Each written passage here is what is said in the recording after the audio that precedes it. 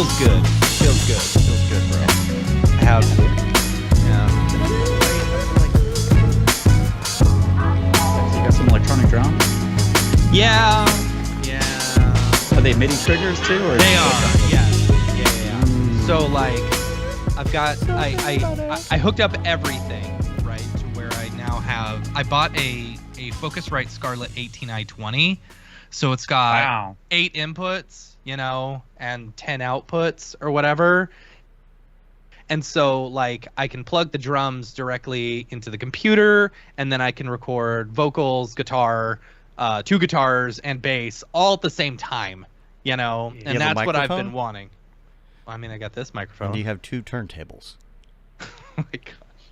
And so then I did all my outputs. I don't know if y'all can see, Jeez, I ran all my outputs to some headphone jacks, so that each person can have the main mix and their own in the other ear, So but the thing is, like, I haven't recorded anything. Like, it's one of those things. Like, it's so stupid. And I 100% blame Twitter for this. Like, I used to be all out there in an open book, and I'd say whatever and do whatever and talk, and and then you say one wrong thing or something, or you piss off the wrong person, and all these people come after you, and then you're just afraid to put yourself out there anymore. Like, you just don't want to put yourself out there. So I'm even afraid to just make music now. Oh, so thanks, Twitter. Thanks, Elon Musk. Turn up that light a little bit. Yeah, there we go. Nice and even now. I like my face Nice looking and crisp even. And even. That's good. I like that. Right. Bat signal is out, and I'm posting on the Facebooks, and we'll get going here. How's everybody doing? Who's in here? I haven't looked yet. Todd and Jeremy and Mark. That's it. We have 3 watchers. Oh, we have 6 people, but one of them's me. One of them's probably Dave. Chad, are you on here? I don't know. That's about right. All right. 6. Wow, we've doubled the amount that we normally have. Yeah, thank you both. All right, shared it with my friends. They won't watch it. All right, dude. Cool. So I got some of these. Rollerblade wheels, for my thing, but oh jeez, this the mat that I have over my carpet is like busted to hell. So like it's no different than just having regular wheels. Why don't you just go on carpet? Because I don't want to ruin my carpet. It's just gonna destroy my carpet. Oh, mine isn't destroyed. Mine's pretty good. Yeah. Ooh. Get that premium carpet padding, Right. Premium. I want to. Part of me really wants to, like, and this sounds so stupid, but I want to put hardwood floor, like, laminate crappy hardwood floor, on top of my carpet. Oh, that's just. But I feel like for trouble. That sounds fun though. That sounds right. fun. It's Slide like around. then I'm not ruining my carpet. It'll stay there, So like I don't know. I'm probably never going to sell my house, and I don't know why I should care about resale value.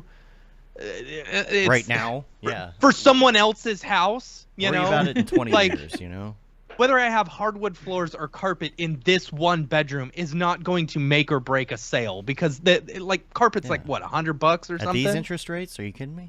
Right. And that's the thing. Like I realized the other day, this is good stuff for the show. You should just cut it in. But I realized the other day, this is quality programming, people. I realized the other day that I will not ever move out of this house unless I am buying a house in cash now. Like, because there's a housing crash, or there's a housing crash that causes interest rates to go really, really down. Unless, because my interest rate's 2.25% right now. I'm never gonna get that good.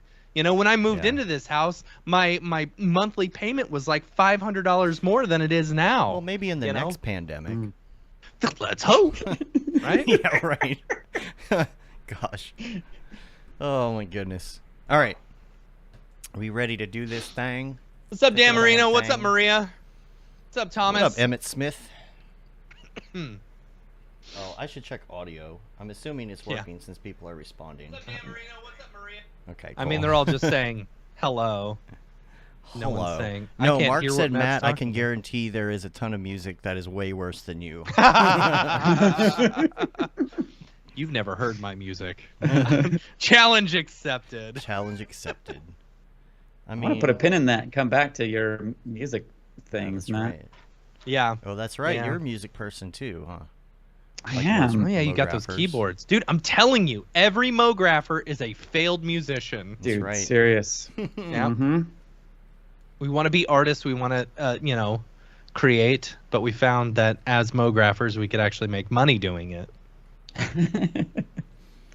All right. You ready to do a show? Let's do a show. Let's How do a about show. that? Oh, VJ's here. Show. What up, VJ? What's up, VJ? Hi, Paul. Okay. Notes, notes. Where are my notes? Who's got the notes? Here we go. And we're going to go about probably an hour and a half. So just, if you... Unless the have- conversation's good, Right. then it's Well, 2 no hours. pressure. And then, if we get heavy into something, it's fine. I just want to make sure I'm you don't feeling have it. any I'm feeling previous it today. obligations that you have to attend to. Let us know. And if you have to pee, just let us know too. We'll ad lib. Yeah. Don't Okay. think I Good at won't. that. I'll pee whenever I want. All right, here we go. What's up and welcome to another Mograph Mocast. I'm Dave. And I'm Matt, and joining us today from Maxon, the super talented, and not incredulous, because I looked that up what I said earlier. The amazing Chad Perkins. What's up? And Mograph is a supplement to our site, mograph.com, which is a motion graphics tutorial site with tutorials, plugins, podcasts, and other Mograph stuff. And on the show, we talk about everything ranging from motion graphics to Cinema 4D, After Effects, plugins, render engines, doing business, doing taxes, being a contractor, or working for the man. You can email us, info@mograph.com. Let us know what you think about the show. Questions, comments, concerns, queries, grievances, artist suggestions, show topic ideas. We're on mograph.com, mograph.com/live if you want to check out the lineup, which right now there's probably nothing on there. I only have one scheduled beyond today. Are we at doing the this point. Christmas show next week? A Christmas oh my goodness, I completely forgot about a Christmas show. Wow, I should talk to EJ and David and see what's going on. Yep. Oh man. Okay, well, let me think about that. Maybe Christmas show next week. Sarah Gibson is on the show next week, actually. Oh, okay. Yeah. And but we'll figure that out. We'll figure out a day for it or something. She could take Ariev's spot. Oh. So We need more female representation on those Christmas That shows. is true. That is You know. true. I mean, honestly, she could take EJ's spot because EJ won't show up until halfway through the show anyway. That's true. They could share. Right. But yeah, there's a lot going on, of course. I'm gonna save one of them for the last thing we talk about because I have a feeling we'll expand upon it for a few. And the first thing I wanted to talk about though was everybody who came to the meetup, EJ's meetup in Colorado. That was a lot of fun. Got to meet some people there. Got to see a company that's doing some of the 3D drone stuff, like in the air. Like that's really cool. So yeah, we got to hang out, catch up with some people. That was fun. Wait, what's 3D drone stuff? As like, opposed to regular. like with multiple drones where they have they're using 3D. They create pictures and stuff in the sky. Oh. So imagine you take geometry and then you take the vertices from that geometry and then turn them into points that are drones with lights on them, and it's like 3D fireworks shows almost, you can form shapes in the air and stuff. So that was really cool. At what point, thinking of it as a pixel pitch type thing, probably like a 10-foot, 5-foot pixel pitch or something. 10-foot pixel pitch. At what point are we gonna get to video? Right, a 1-inch or 2-inch pixel pitch? Yeah, I don't know. That'd be insane. Depends on how close they can get without I'm running into actually each other. surprised Disney is not doing these like at the they are doing it in France, but I'm surprised that hasn't come over to like Disney World or bet they're Disneyland. working on it. You know, I bet maybe. they're working on it. You know, they're so busy with their projection mapping. Palmer's here. Palmer, I was out of town. I owe you an email. Oh no, I already emailed him. Oh, you did? Okay, good. Yeah, I responded. Okay, I said cool. whatever he needs. Just let me know. I haven't gotten a response. Yeah, we're just gonna do some business over here. Figure this out. Yeah. So one of the topics I had. Oh, I was also gonna mention this Thursday. Is it Thursday, Matt?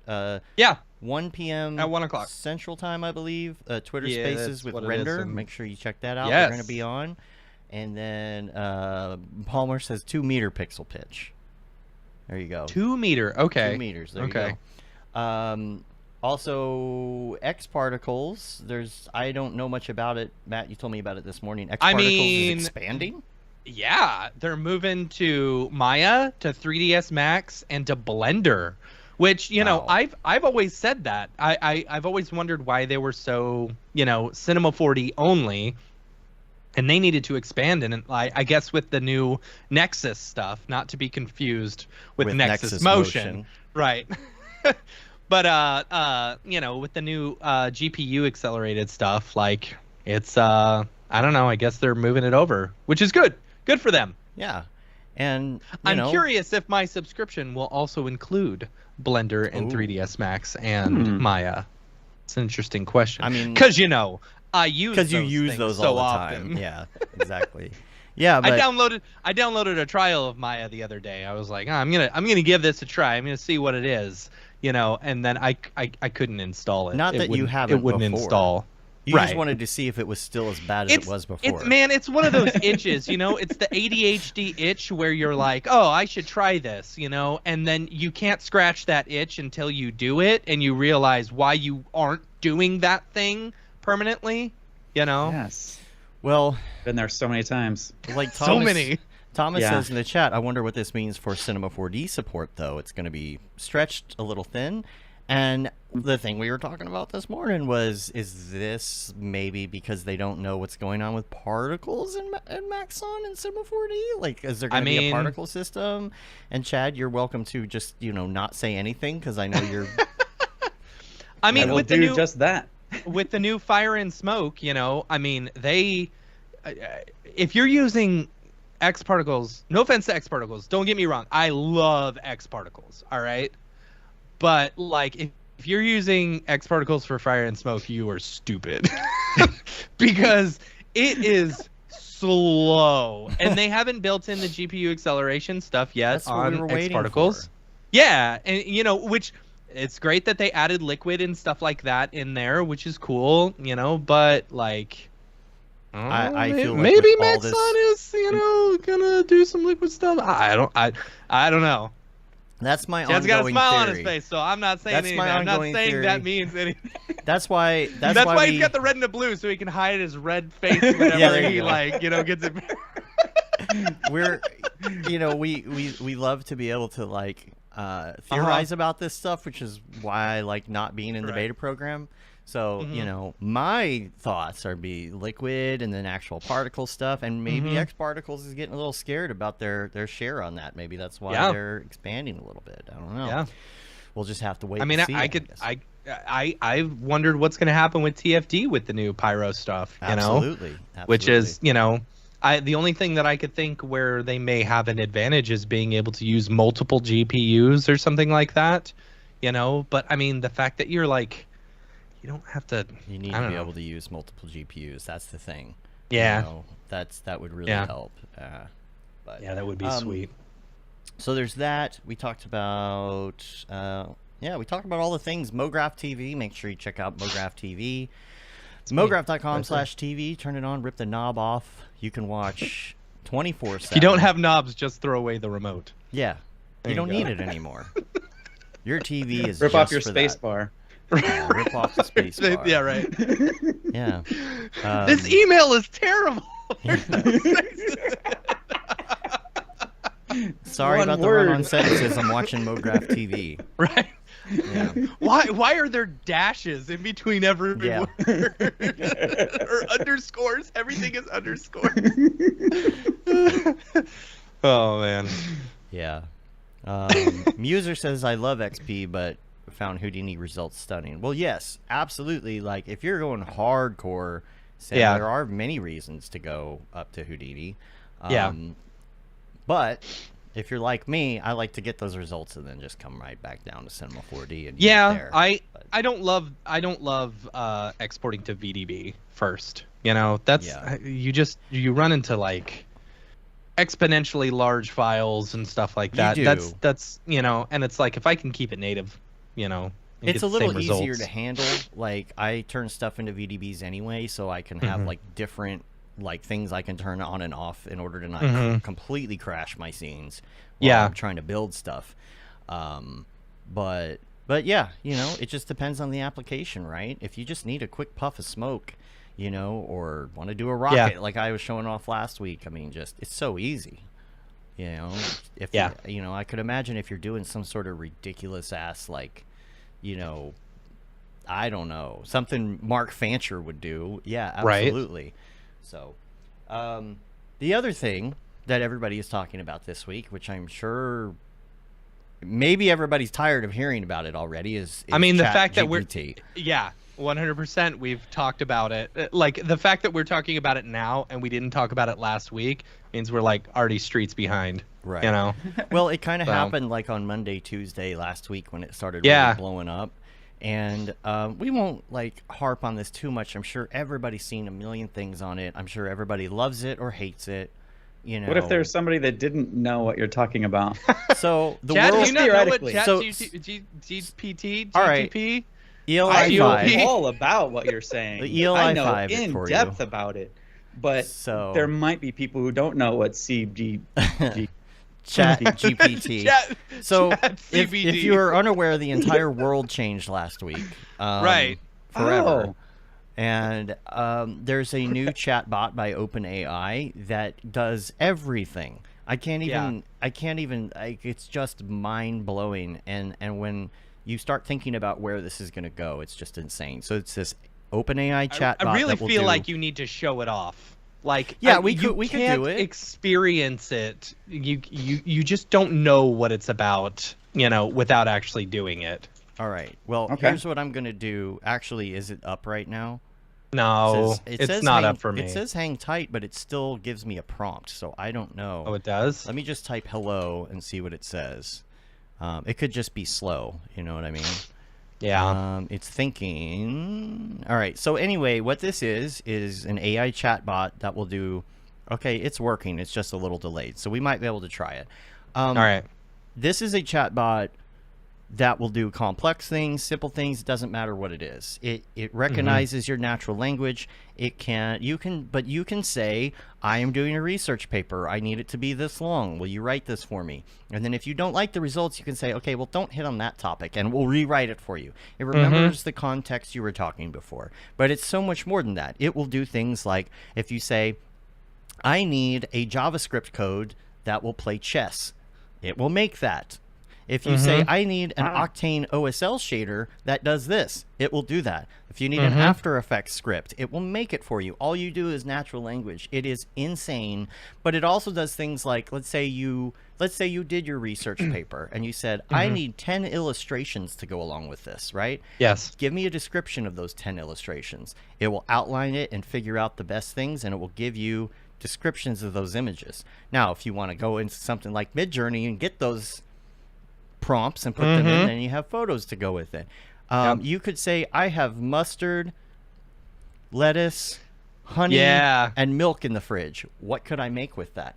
Anything you can imagine. Wow. There was a doctor this week that was able to diagnose a patient with it extremely accurately. Not just like something general, but it was like a thing where, well, it would usually be this diagnosis, except it's this diagnosis because they have a history of such and such. Yeah. It was something Way better than WebMD. This one doesn't tell Right. you have cancer every time. Yeah, exactly. You know? Yeah. But the thing is, like, it's so much more than that, because OpenAI, if you heard about the whole protein string thing, like we try to synthesize proteins to help us with medicine, and it's a very very long process, trial and error, a lot of money, a lot of time, the whole thing. These sims are being done in the millions now and can come up with protein strings that help us make new medicines. This thing is going to cure cancer, you know? But the main problem is that it messes up kind of the it messes up the knowledge worker. The knowledge worker is the one where you call that person because they're very very good at something. Now the biggest thing in this, of course, the first thing you would look at with this is writing. Creative writing, research papers, whatever it is. And there's a TikToker I follow, Cynic Star. I love his talks, and he chimes in about everything. I love the dude. It's like sitting around a campfire with one of your friends. I love hearing what he has to say. He's incredibly intelligent. So somebody made a TikTok, and it was about creative writing with this thing. And if you cannot check for plagiarism anymore, then how can you do creative writing? How can you do research papers? How can you do all of this in college? Do you have to sit in class now and show that you know how to do it? And he brought up the fact that, you know what, why do you even need to learn how to do this anymore? Why do you need to go to school for that? Because if you want to write 100 pages about motion graphics and put them up on a blog, you can do that now in a minute. And if you don't like the results, you can specifically change it. The problem is it's kind of leveling the playing field in so many industries now that everybody's like, how are we going to make money? And in a perfect world, what would happen is you would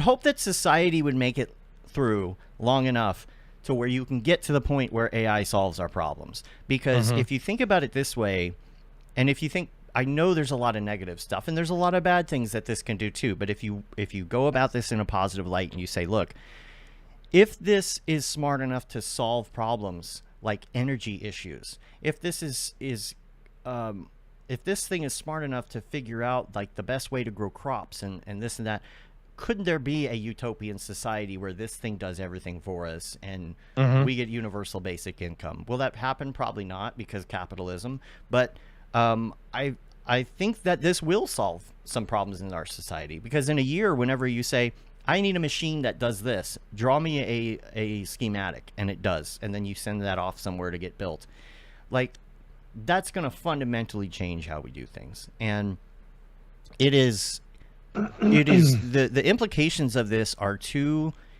intense to even understand at this point. I don't think any of us understand what this is or where it's going, how it's going to affect the world.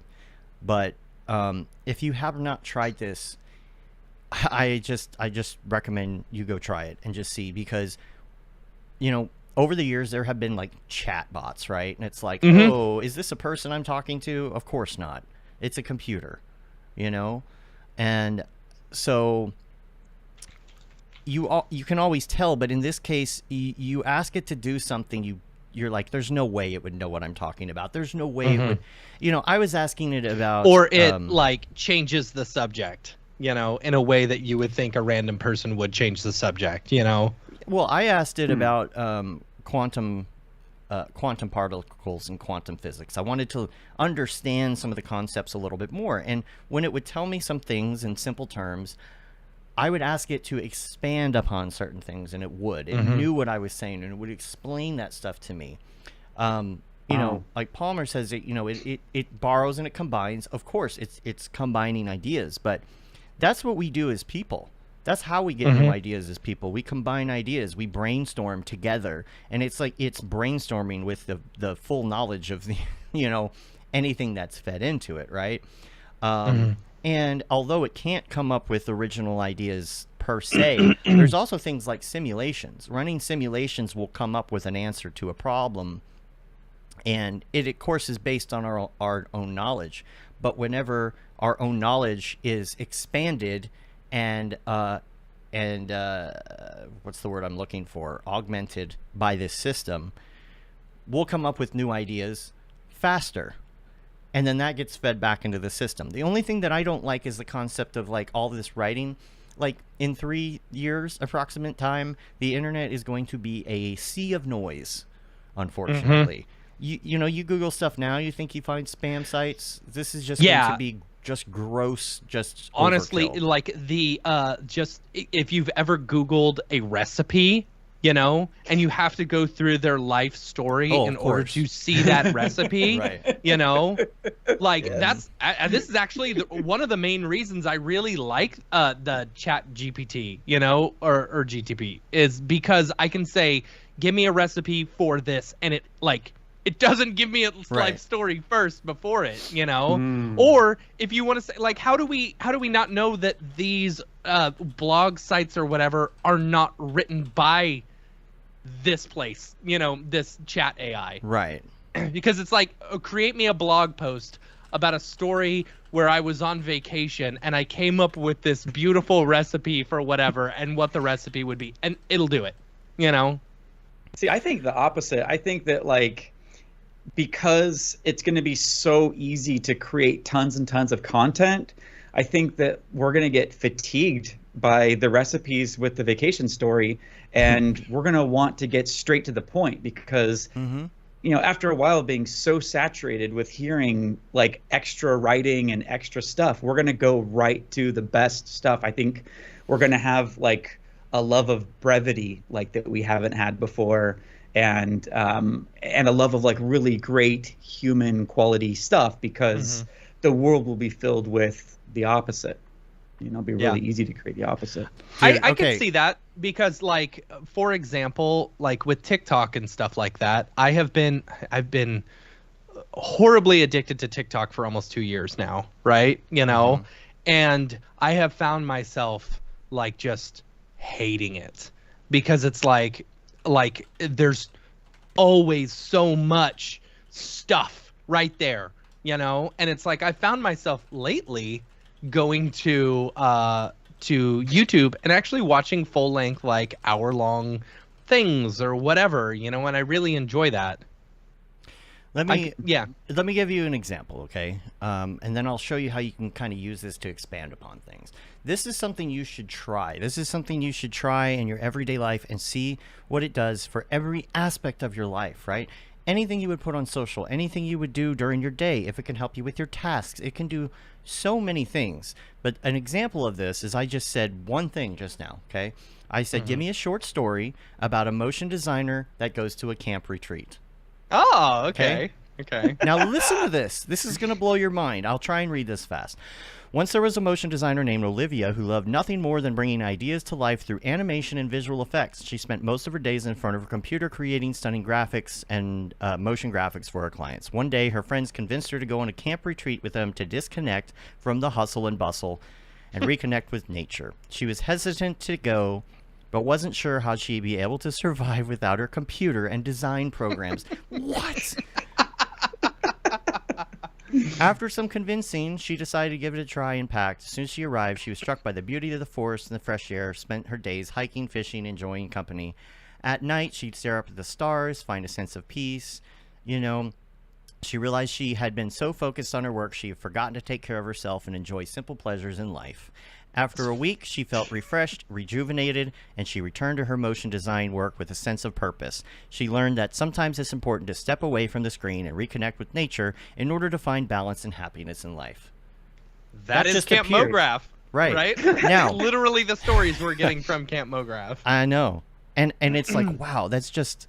So let me bring up my screen here, and now you can see... You know, this is the output I got. Now, it's kind of hard to see because of the size of my text. But I said, now, give me 5 descriptions of illustrations that would go along with this story.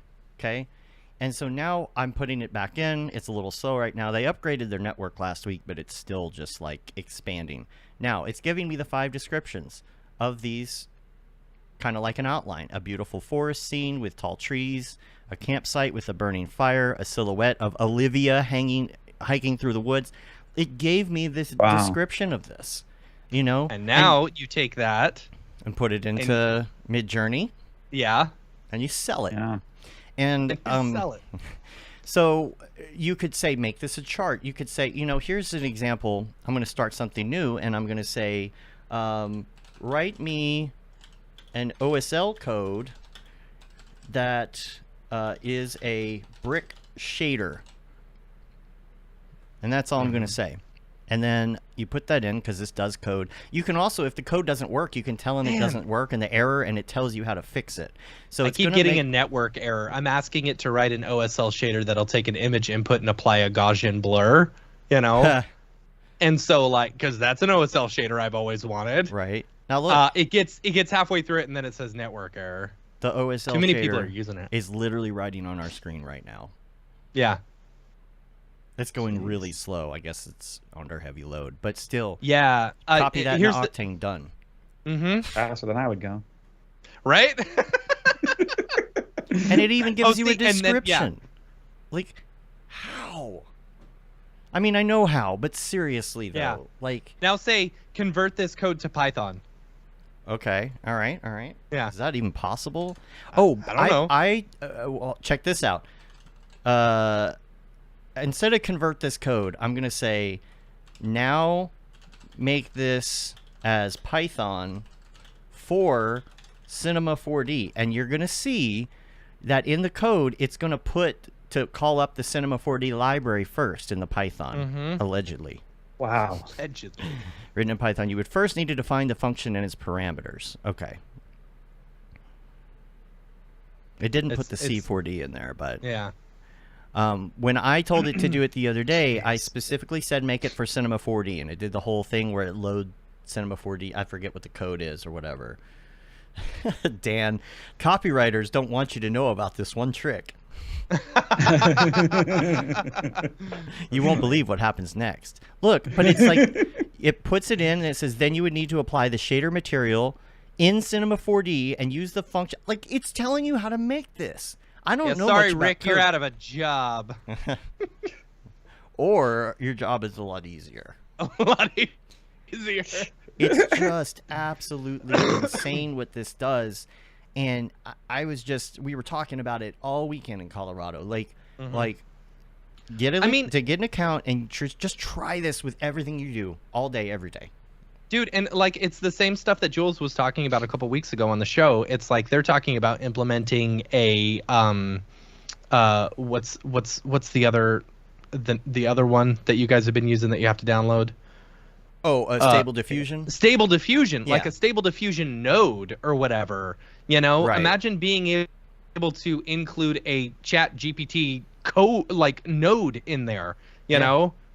It's just, dude, and the Amazon dingus 2.0, it's not going to take much to just connect these two things. Yeah. Like what I would love is to be able to create some sort of honestly, it could probably create the code for us where you say, hey, listen for my voice, write a code that will, translate this and then read back my, the results from GPT. Anytime you hear me in the room, turn the lights on. If you hear somebody else in here, don't worry about it. Right. I mean, there's so many little things like that. Right now, if I were to say, hey, Amazon dingus, turn the lights. Well, for one thing, it could combine stuff like turn the lights on and play Seinfeld on Netflix, right? Right. You can actually technically do that if you know the right way to say it with Amazon or Google or whatever, but it doesn't always work, and sometimes it's weird. But it will understand so much better. And this is why I'm saying, with what this is doing, this is in its infancy. And 10 years from now, we are not going to recognize the world anymore.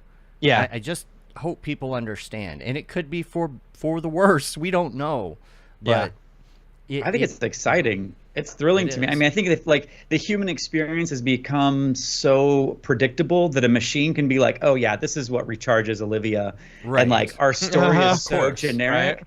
Then in order to make something it's the machine learning is beckoning us to be better and to go deeper and to be more engaged, and to when we share those experiences, going to Camp Mograph, to look for something new and different and fresh and something that's not as obvious. And I think that's we need that right now. I think that's fantastic.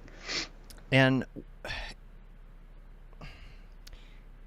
It's just No, really is Dave it's it- is is this disagree? speechless. yeah, it's so hard to Dave's fathom. like wrong. It's so hard to fathom where it's gonna go, but like, you know, I don't know what's gonna happen in like a few years when all of this material ends up on the internet and then is using it to go back into itself. It's like a whole circle, you know, of its own Yeah. self. Yeah. Once it can connect to the internet, then it becomes racist. Right. Well, that's the problem with AI, is it is inherently, Right. you know. But I don't know. I think that we're going to see some just incredible advances in the next couple of years with it. I mean, if you here's think the about thing, if you it's think about coming the no matter what, future, if you you think know? about the future, and like I love the Star Trek universe, right? Mhm. You know, everyone's, you know, like they're explorers or they're scientists or whatever, but all of them are artists as well. You know, you don't have people designing the L cars, you know, and the inputs and stuff like that, you know, like the computer can help you design it, but it's like you give your verbal input and it creates these things, you know? Right. Like I need the knife to be hooked and a little bit longer, you know, and I need some snapping in the background, you know? You're not physically creating those noises, but you're giving it input. Dave, come on, you got to know the reference. No, wait, what? when they're in the holodeck and they're saying, "Oh yeah, there's some sort of snapping in the background." You know? Oh, the snapping, yes. Yeah, yeah. There you Sorry, go. I was thinking Professor Moriarty, but that might happen too. No. Yeah. Professor Moriarty might actually happen. What's up, James? James in the chat. You got to come do Hey, a show with us James. soon too. It's Mhm. been a while.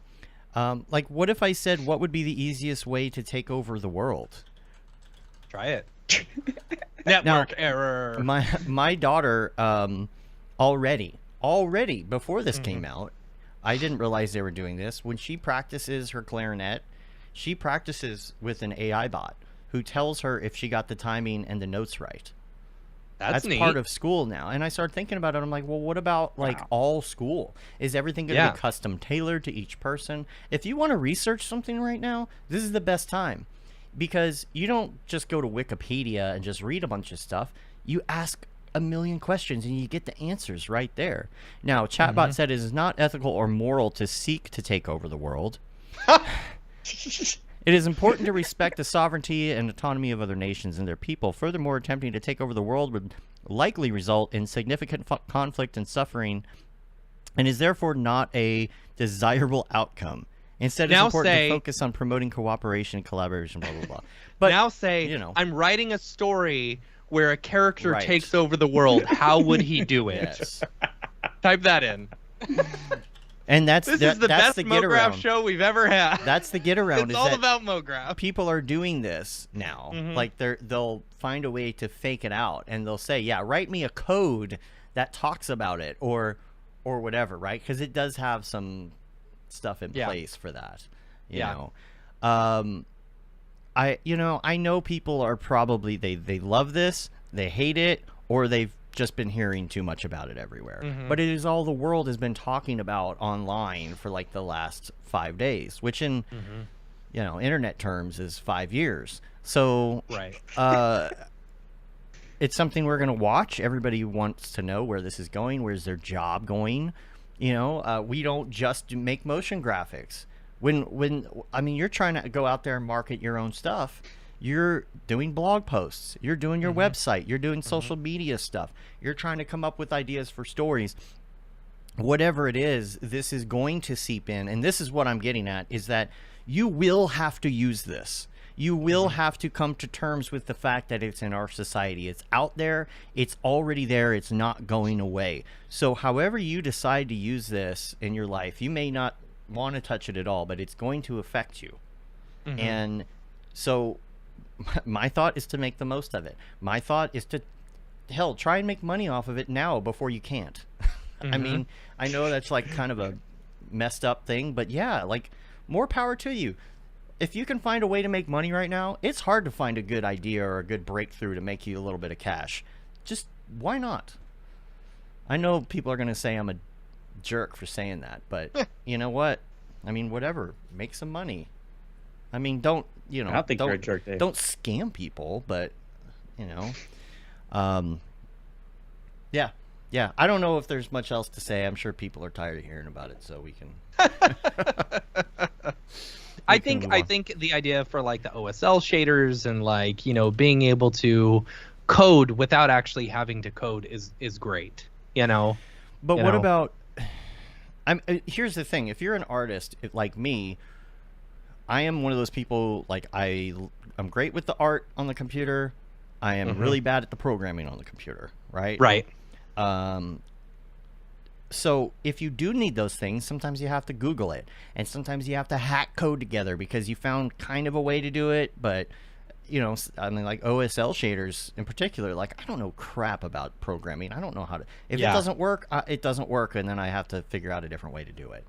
You know, and to have something that will do that for you, if you can say, "Hey, Dingus, make me a code to do something," and then it appears, and then you can keep doing what you're doing. That's so helpful. Yeah. But yeah.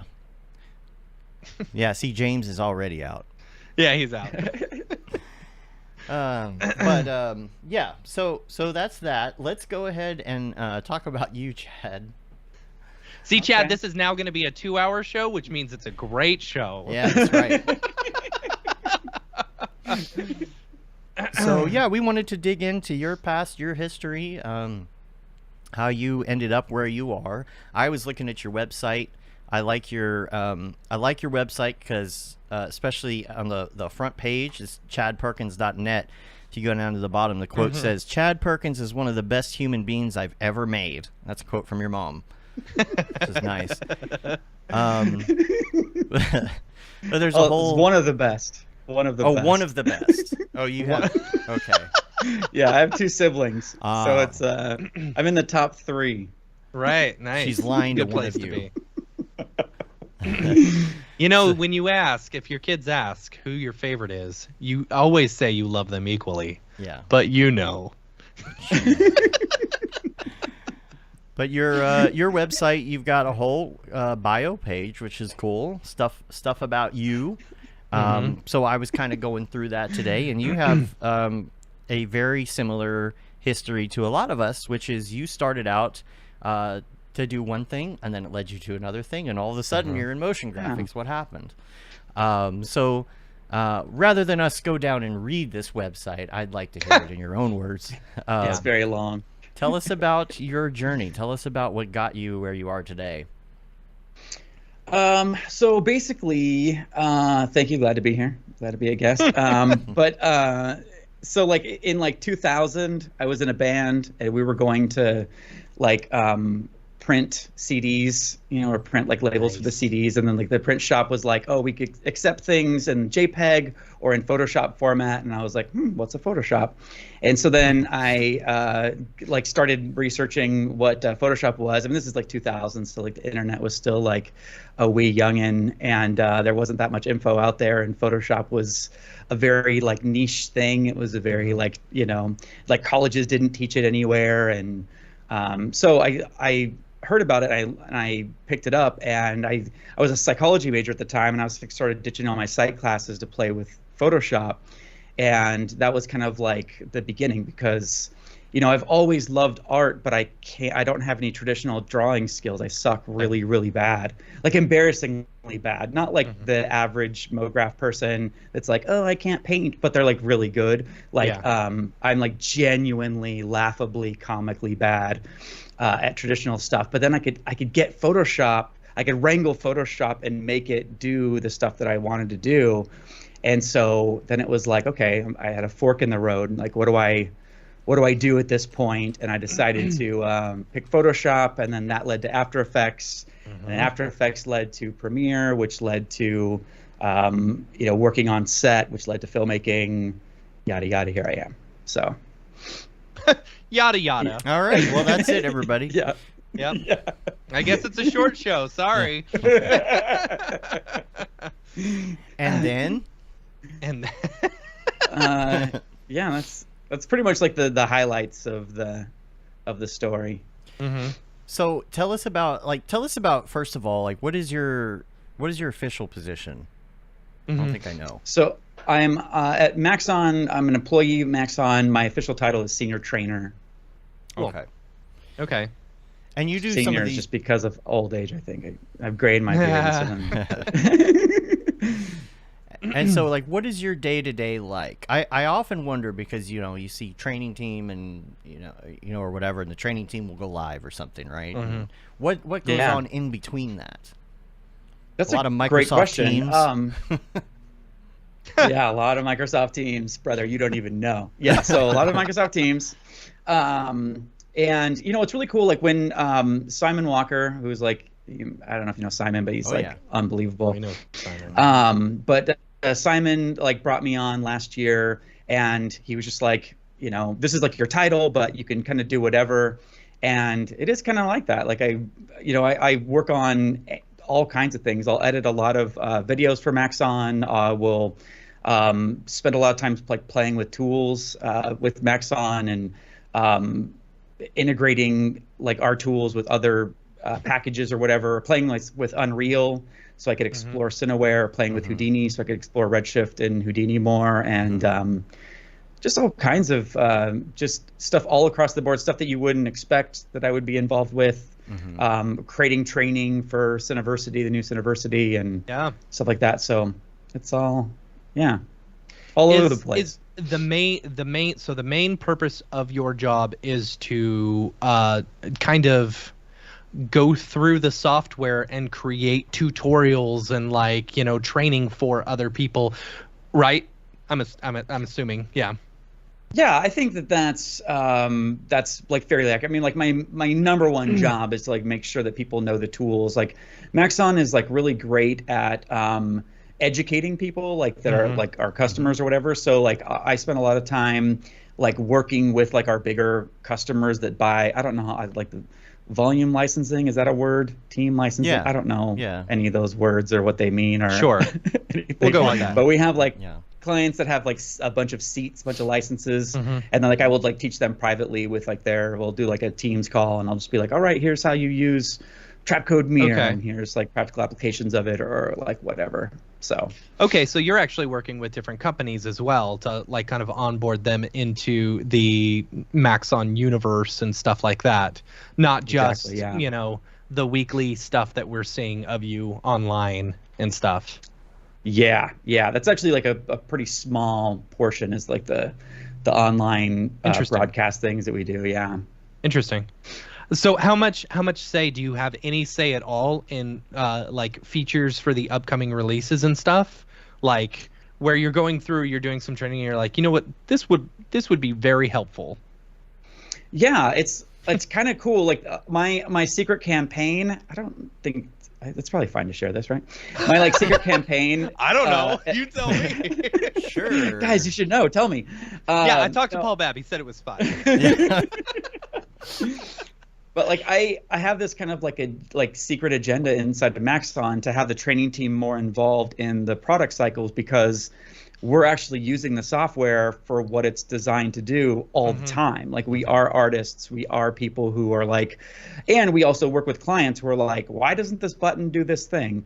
And so we have like, we're really on the ground with people, and more so than even like the developers, the product managers, like they're in the software, but they're not like using it for its intended purpose all the time. So yeah, like that is something that like I'm trying to do, and it's really cool. It's changing things. Again, I don't know how much I should, but like it's changing things at Maxon. It's really cool. Like I'll talk to a product manager and they'll be like, oh yeah, you made a comment in a meeting 3 months ago that you want to see it work like this, and so we've changed it, and then next month it's going to come into the software. And I was like, oh, I didn't know that anyone was listening to me. That's crazy.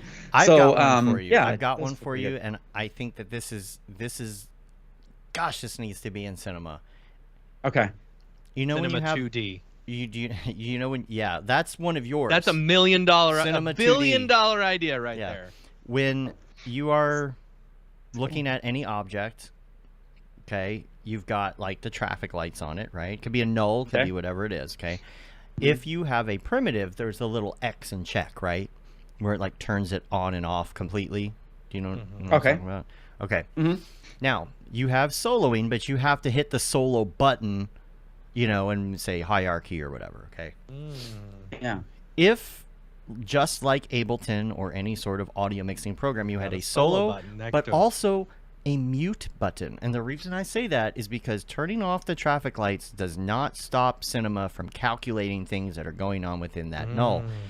I have to make a layer called mute that I assign things to, select children, assign things to it, go over to there, turn off generators, turn off espresso, turn off blah, blah, blah, blah, blah, and assign it to that in order to have a fast viewport, rather than just turn off the traffic lights. It doesn't make it faster. It's still thinking about what, crazy Mograph things you have going on in the background or whatever. I want a mute button.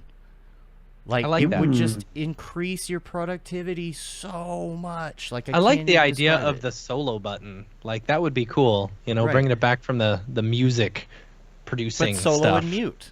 Yeah. Solo and mute. Like, I like that. I'm telling you, it'll revolutionize. That's Now let actually me a great let me idea. talk about Cinema 2D. Yeah. Cinema 2D, it's more of like from the frontal view of it, right? And you can create shapes and use all your stuff. It's like good After Effects, So more like a After 2D Effects, compositor. if it were good, Yeah. Yeah. Yeah. I mean, What would let's you be want a Cinema 4 2D to do, Matt? Cinema That's 4 an interesting.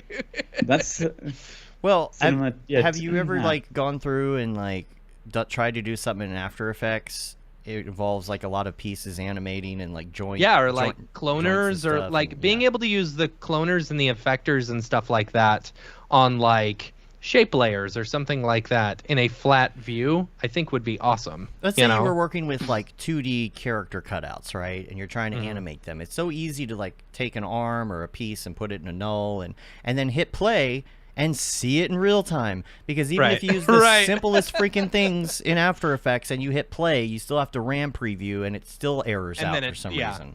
And then you need 2 frames to play back, and it 2 won't, frames to you play know. back. And then it's not playing in that real error. time. Right. Like, to be able to have like a really cool 2D compositor would be pretty cool. Anyway, Yeah. Chad nods. Cinema 2.5D maybe. Cinema Yeah. Cinema right, yeah. 2.5D. 2.5D. Anyway, we completely derailed you. Yeah. Where were we? I was No, going this is to ask great. something. Todd made a comment. Chatbot, tell us Chad's full life story. Yeah. See, Chris agrees That's with me. fantastic. You need a mute button. Mm-hmm. You need the a good idea. 740 mute button. And so the mute Or- button is basically just like killing it, so it just doesn't.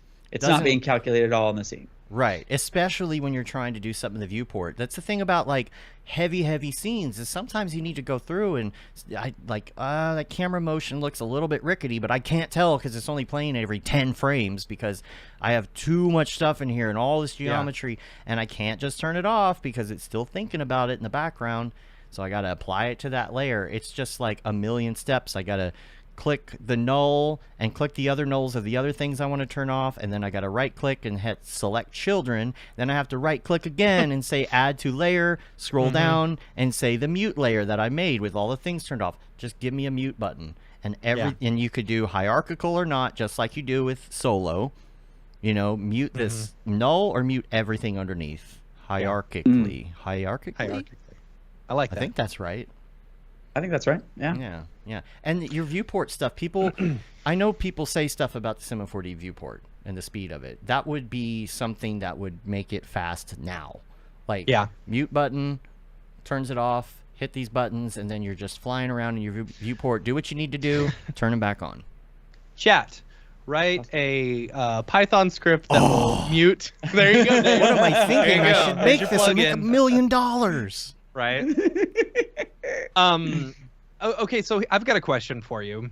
So one thing that I really like to see whenever Maxon or a company introduces a new like feature or something, like this was really big when Fields came out, is what the artists do with it, and what I think is what I'm curious about is like when you're creating training or something for a new feature, do the the technicians and the engineers or whatever come to you and say, hey, we've done this. This is how you can use it.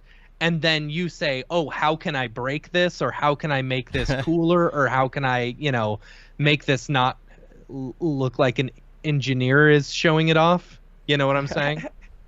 I get that. Yeah.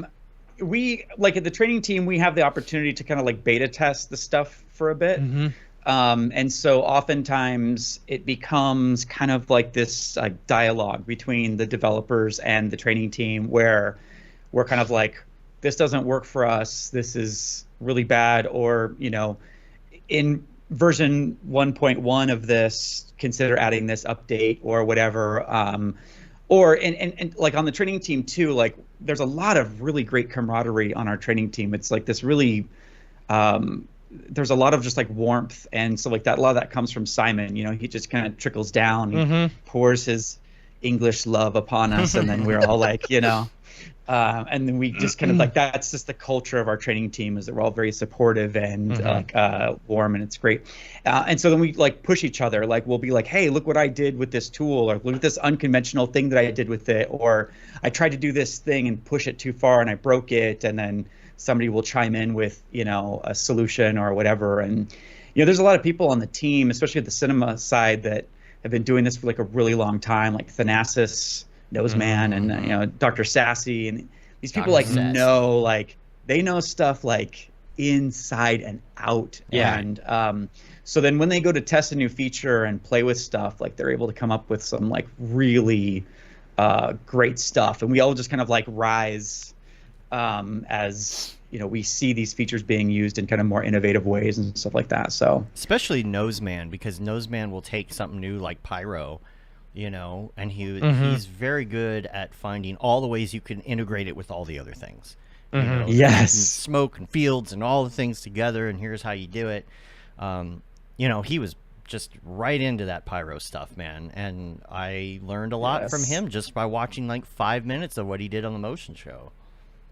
Yeah, and like Darren and Jonas Pills, like those guys too, like they're all just like pushing each other. It's like crazy, like watch them work and go back and forth. They're just constantly like, well, we could do this, and it's incredible. And then like they would have like sessions, like Darren and Thanasis would have like sessions for the team and be like, all right, here, everybody else, here's like what we've come up with, here's how we use it, and it's really cool.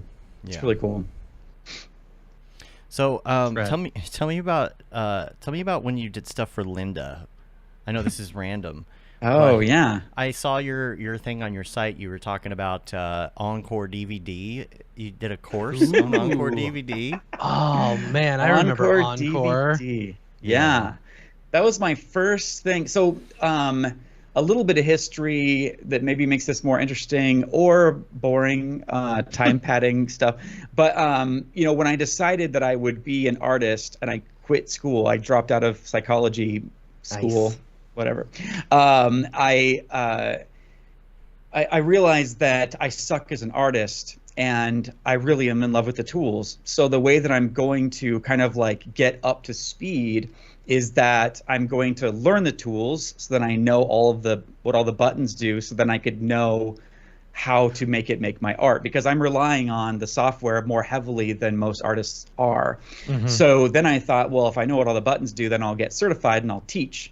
So then I got certified in like every Adobe app that I could, so that I could make money and spend more time teaching it. So I got certified in all the print apps, all the video apps, from Acrobat, InDesign, Illustrator, Photoshop, and Premiere, and Encore DVD. And that was like one of my things. Encore.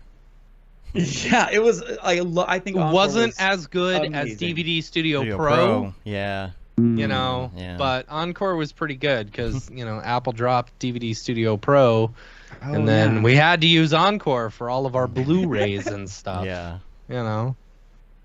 I think Encore was like one of the best packages. It was like when they stopped doing stuff with it, I was so bummed, because it was like such a great tool, I thought. And then they started doing like web stuff with it, and that was weird and fun.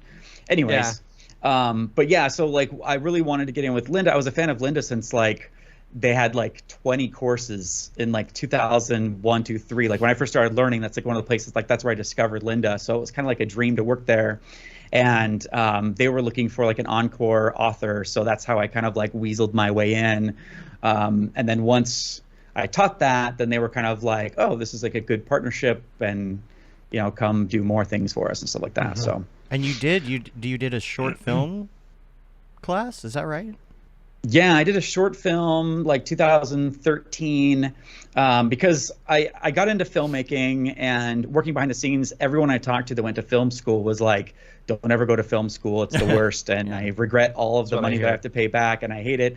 And it's like everyone said that as soon as you get on set, everything that you learned in class goes out the window because you're just improvising. Like when you're in class, you're sitting there and it's just kind of like, here's the ideal way to make a movie. But then when you get on set, nothing goes right. Everything's out of control. It's all chaos and mistakes. And so then you're using like bubble gum and duct tape to try to, you know, get on track and stuff like that. And nothing in schools can prepare you. So I was like, well, why don't we create, you know, film training, an online film course or series of courses that is in depth and also is like filled with like mistakes and problems, and shows like, well, this is, you know, what the issues were and this is how we solved them. And so I decided to create a short film that was like really outside of my wheelhouse and something that I knew that I would be really garbage at and make a lot of mistakes with, but then it would force me to have to like improvise, and then we'd film the whole process. And so that's it's still on LinkedIn Learning now. It's like 13 courses on everything from like writing, acting, directing, to editing, visual effects, sound design. I conducted an orchestra. I wrote an orchestral score and conducted an orchestra and like filmed the whole process. So it was very interesting. Yeah. What do you use for audio production stuff? At the time, I didn't know anything about anything. I was just barely getting into audio, anything. So I used Propellerhead's Reason to initially create the score. I've since done other scores, and I use Logic. It's much better for you know, bringing in video and scoring to picture and things like that. But at the time, I didn't know what was going on, so I used Reason. So the whole thing is like that, where it's just kind of like, all right, I'm going to do this visual effect. I have no idea how to do this. This is how I'm going to approach it. And that was a bad idea for this, or if I had to do it over again, I would have changed this, and this is in the movie, but it's a mistake and I don't like it, and that kind of thing. So who were you working for before you started working for Maxon?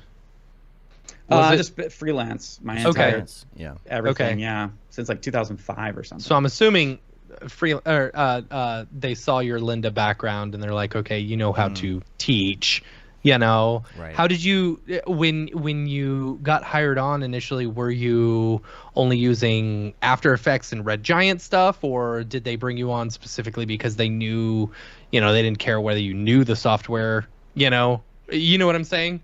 Or were you already into the Cinema 4D ecosystem and you're like, this is the best software ever? Teach it. So I started with Red Giant, actually, like 2008. Aaron Rabinowitz hired me to do like a tutorial for Red Giant TV back in the day. That was a thing. Yeah, I didn't even know that was a thing. Yeah, it was a thing for a few minutes. Yeah. And so I did a couple tutorials. It worked out well, and then they just kind of kept coming back and hiring me to do like this, that, and the other. And then, like, Aaron was always like super cool about giving me licenses for things. And so I've always like worked really, really closely with Red Giant. And even like when Trapcode DAO came out, I wrote the user guide for the Trapcode suite for that release. So like all of the stuff in Trapcode DAO, all those screenshots are my screenshots in the user guide. So we'd had this kind of like relationship where we kind of like worked together for like a long time. And yeah, so I've only been working full time for them for like a year. But I've always kind of had like a close relationship with like the Red Giant folks, and I'm still kind of garbage at Cinema 4D. Don't tell anybody, but but I'm learning. Yeah. Todd says in Reason. You remember Reason had the patch cables? You hit tab. Remember, that was so dope. Yeah. You would flip it over and it would come down, and all the patch cables were hanging there with like dynamics and stuff. Like that was the coolest thing. It's still awesome. It's still awesome. If you've never done that before, like it's still the coolest thing ever. It's like so easy, and it makes so much sense. If you're gonna like take like a an LFO and plug it into like panning to make some. Anyways, I can go off. Reason, the original node system. That right?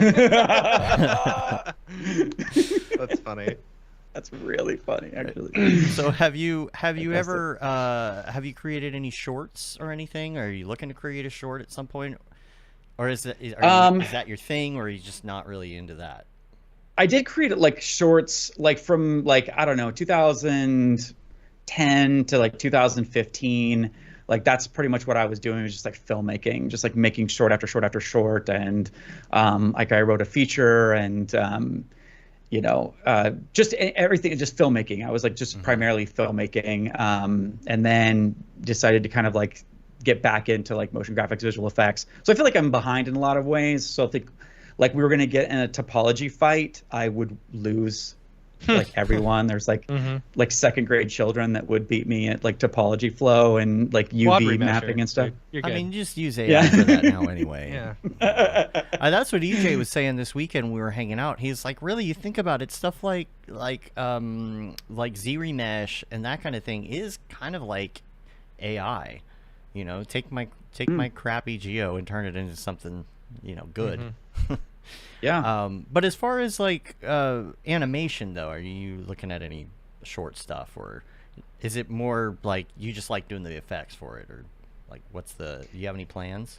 Like it's really hard. Like I feel like I resonate most with the idea of being a generalist. I really and like my psychology background like plays like a huge role. So like I like to make things that make people feel things and reconsider things. So, I could imagine working on like an animated short. I haven't done that before, but I could see that being really cool.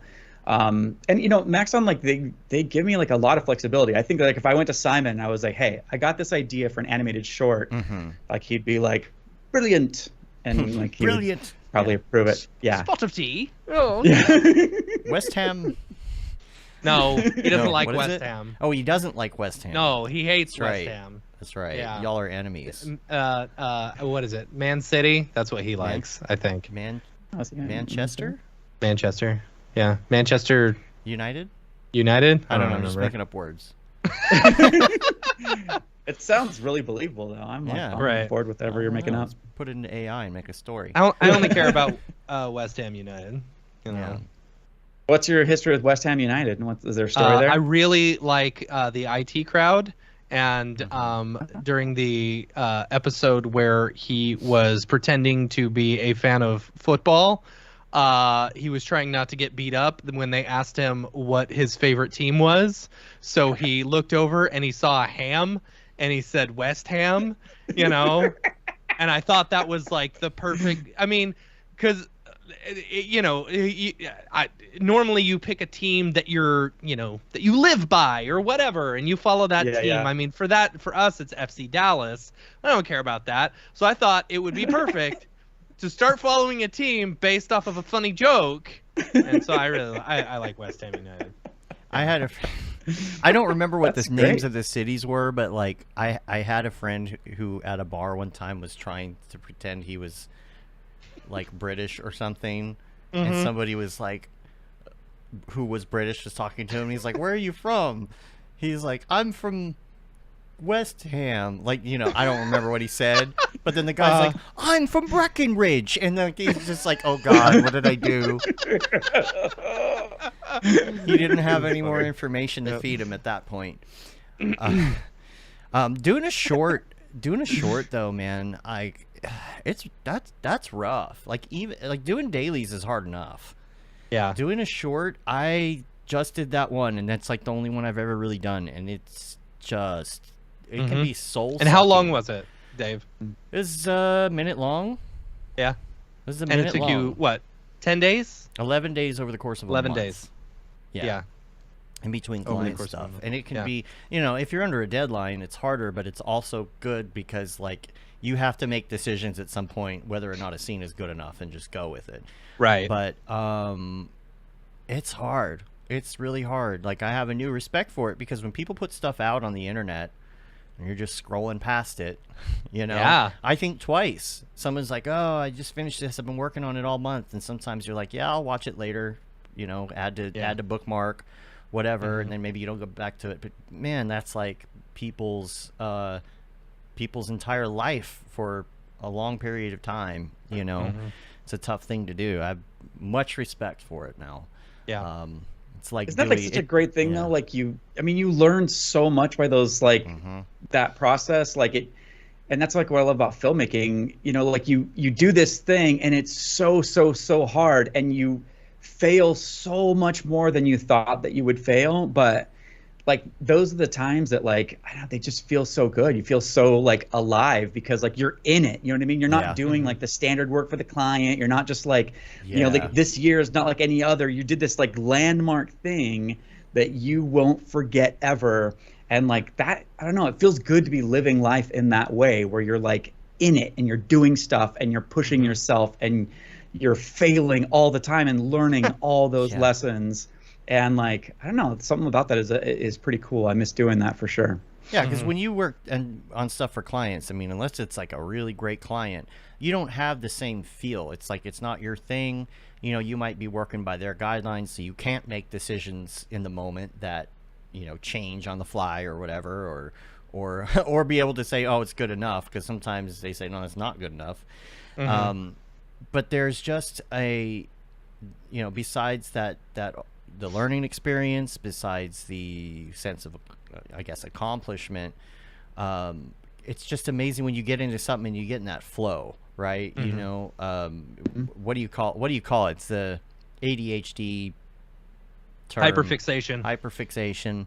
I was telling Julie about this last night. I'm like, we were talking about, you know, your watch goes off if you don't stand up at 10 till every, you know, every hour, if you have an Apple Watch, and tells you to get up, walk around. And I turned that off the first day that I got my Apple Watch. Well, you don't want to get a blood clot, you know? I mean, like, that's the point of it, really, not be sitting so much that you get clots. If you in your think legs. my ADD is so well trained that I don't get out of my seat at, you know, every hour for at least 10 minutes. Right, but the hyperfixation takes away from that. So like I was telling her my watch doesn't usually do that, but what would happen is I'd start working and it would go off, and then I'd, you know, work for 5 more minutes or something, and then all of a sudden it would go off again. And I'm like, it's been 5 minutes. Oh, it's been an hour. Yeah. And then I would do it. It's going off a third time. Have I really been sitting here for 3 hours? Like, yeah. You know what I mean? Those are the moments where you're like, okay, you must be hopefully enjoying what you're doing if that happens. But yeah, you get hyperfixation mode. It's a lot of fun. It's also hard. So yeah. Yeah.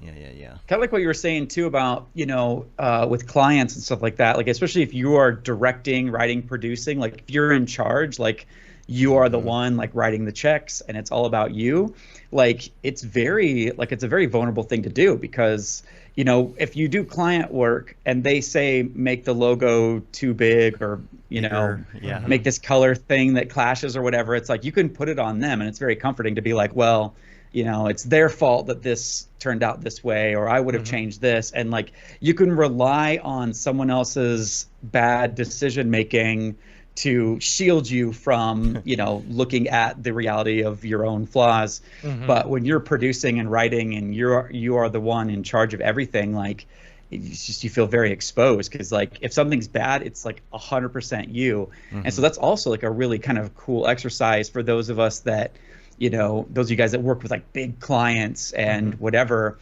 where you don't always have that much of a say or a final say. You know, when you do something like that, that's a creative project, you don't have any kind of buffer.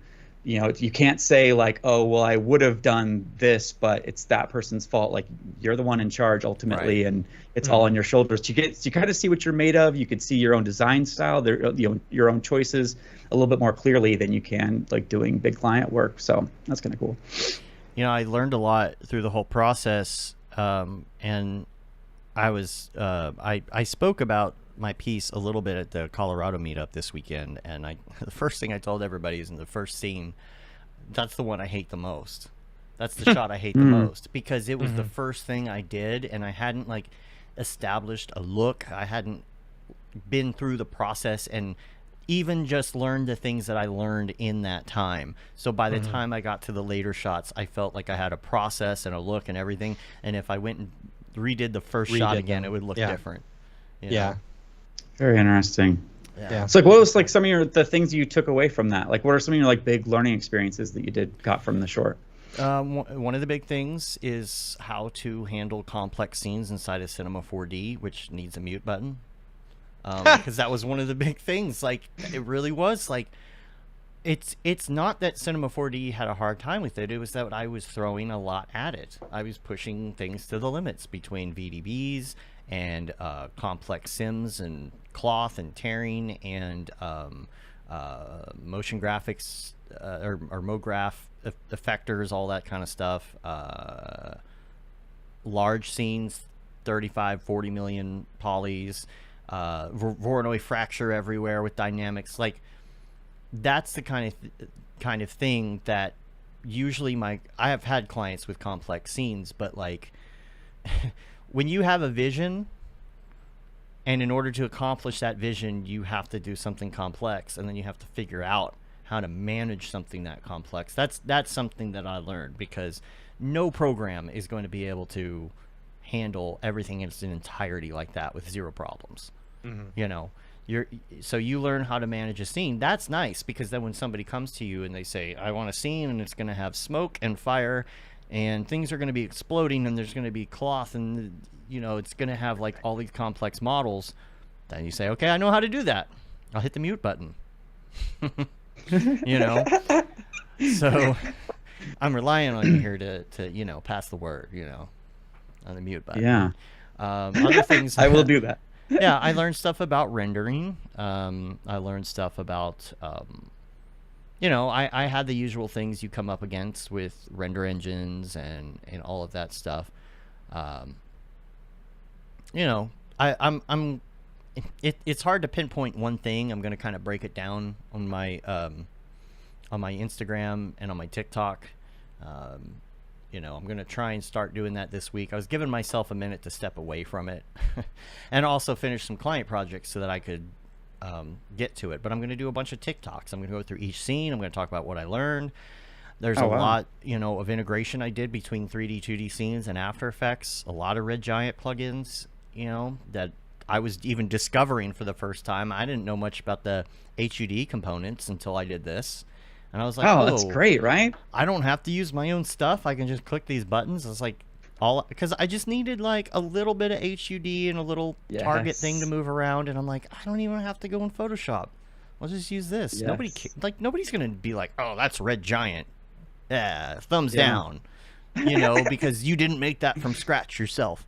So I'm such a huge, it's so heartwarming to hear you talk about that, because like there are so many effects in universe that like are just real lifesavers like that, where like you just want a lot of complexity and you just don't want to, you know, take a bunch of time, and it just makes things. My favorite one is line. It's like so dumb, but if you want to make like an arrow with like that's flexible and moves along a path, and you can change the arrowhead and, you know, just animate it over time, or even just like a line that follows a path, like your Indiana Jones, like, you know, flight path or whatever. Like line makes that so much. Like in After Effects, it should be so much easier than it is, and it's not. So I love effects like that, and Did you that's just cool that your you favorite plugin was? Huh? No, we were talking about universe plugins. Okay. Yeah. I was using a lot of universe on that short. I'm a purist at heart, so I don't get heavy into plugins unless absolutely necessary, and sometimes I'll do stuff that's like probably harder than it should be if I would just get a plugin, but like that was my main thing, you know. It's like, oh, I need like the HUD thing I was talking about. Oh, I need that. I wanted to integrate some stuff in 2.5D and all of that, and it was just really easy to sit there and add plugins rather than just try and figure out how to do it from scratch. So yeah. What is your favorite Red Giant plugin? Good question. You know, it's historically been form. Like I fell in love. Like they had me hired me to do like a form series. It's on YouTube. It's like a 10-part thing. I don't think I even know what form is. See, a lot of people don't, and like I wasn't as familiar with it. I feel until, like there's a ton of amazing plugins that Red Giant creates that like Yes. I just like everyone knows particular, you know, Right, everyone knows of particular. In Everyone particular. knows the the VHS filter in Of course. universe, you know. Yes. Yeah. But and Shine, everyone knows Shine. I feel like everyone probably knows Shine. I used the hell out of Shine this weekend, you know. Anyway, but yeah, like form is one that I'm not 100% sure on. Yeah, I think like this is like my favorite part of my job is like well, one of my favorite parts of my job, like just like letting people know about like really cool tools that can help them that they're unaware of. And form is like that for me. Like Aaron was like, we need you to teach form, and I was like, I don't really know form that well, but like I kind of learned it to teach it. And then just fell madly, passionately in love. It's not only just my favorite Red Giant thing, it's like my favorite thing in After Effects. Like Okay. my favorite After Effects thing, period, is form, which is now in particular. So it's like an aspect of particular. But basically, like form is like what particular particles would be. It's just like a particle system, but like the particles don't like die. They're not like born and emitted. They're just like there. Oh. And so then you can do all kinds of like really nutty things with them that you can't do with regular particles. So if you had like, you know, a fractal map in the background that can displace them and move them around, or like if you want to put them around a 3D object and make a hologram, or if you want to displace them with audio, or you know, there's like a million things that you can do with form particles that are just really difficult to do. I use it for UI stuff because you could have just like the fractal map not displace them, but use the fractal map to like randomize like opacity or whatever else, you know? So it's just a great way to create like a lot of complexity very quickly. And it's just like one of those things that like you learn the tool and then you see a million different ways to utilize the tool. Gotcha. And Trapcode Mirror is kind of the same way. Like Trapcode Mirror is like my new favorite darling. And it was the same thing where like Simon asked me to create a mirror, a getting started with mirror course for the new Cineversity that just launched last week. That's something I was and gonna bring up. I'll talk about that in a second. yeah, it was pretty cool. So I learned a lot from going through that mirror course. And so like mirror is kind of like my favorite right now. It's like so flexible, but it's like the same type of thing where it's like form where it's just like, what does it even do? It's just like so, but form's even weirder than, or mirror's even weirder than form. Mirror's even more like, okay, what the hell's happening here? Mirror is just like you just take a 3D mesh, and then you mess with it in a bunch of different ways. So you can actually import 3D objects into Mirror? yes, Okay. yeah, Can you texture them in there? yes, yeah. And there's actually a hologram plugin too. Speaking of which, the hologram thing you're talking about, right? Isn't there? I thought there was. There's a hologram effect. Oh, Maybe there's that's- Holomatrix Holomatrix. in Universe. Yeah, I use the crap out of Holomatrix yeah, that's a all cool the one. time. Yeah, I Yeah, think it's I an think I RN used that for creation something. too. I wish some of these tools were a bit more user friendly, you know? Tell me more about that. How? Well, I mean, if you look at Holomatrix, there's a lot of options there, you know? That's my biggest that's I mean, I am You dumb. need a TLDR You know, interface to go on top. I do need a TLDR interface. Yeah. You know, it's like, and that's you know, the ADHD kicks in, and it's like I see all these options, and I was like, I'm out. I need something simple, you know, like an over-encompassing, you know. Add more glitch. Chris says, "What's the point of filling up 48 gig of RAM if I don't have a mute I button?" don't have a mute. It's funny. The Cineversity, the new Cineversity, is out. The old one still exists in its form, but the new one is cineversity.maxon.net. Okay. And I'll bring it up here on the screen. You can see, and I love this. The way it's set up now, you can like, what do you want to create? Filter by product, or you know, check out a getting started series. And I love this, like You need featured to be topics. signed in. Ooh, it's pretty. Yeah, like Yeah, do it's you want to cool. learn? Real I nice. really like- Yeah, you click what you want to learn, right? So like somebody who is trying to learn visual effects specifically will go to like this section here, and then it will bring up those Nice. results. And what I think Paul said on the stream last week is that, you know, they're bringing in tutorials from everywhere as well, you know, not just their tutorials, right? But like if other people have tutorials, they're going to add this kind of to the library.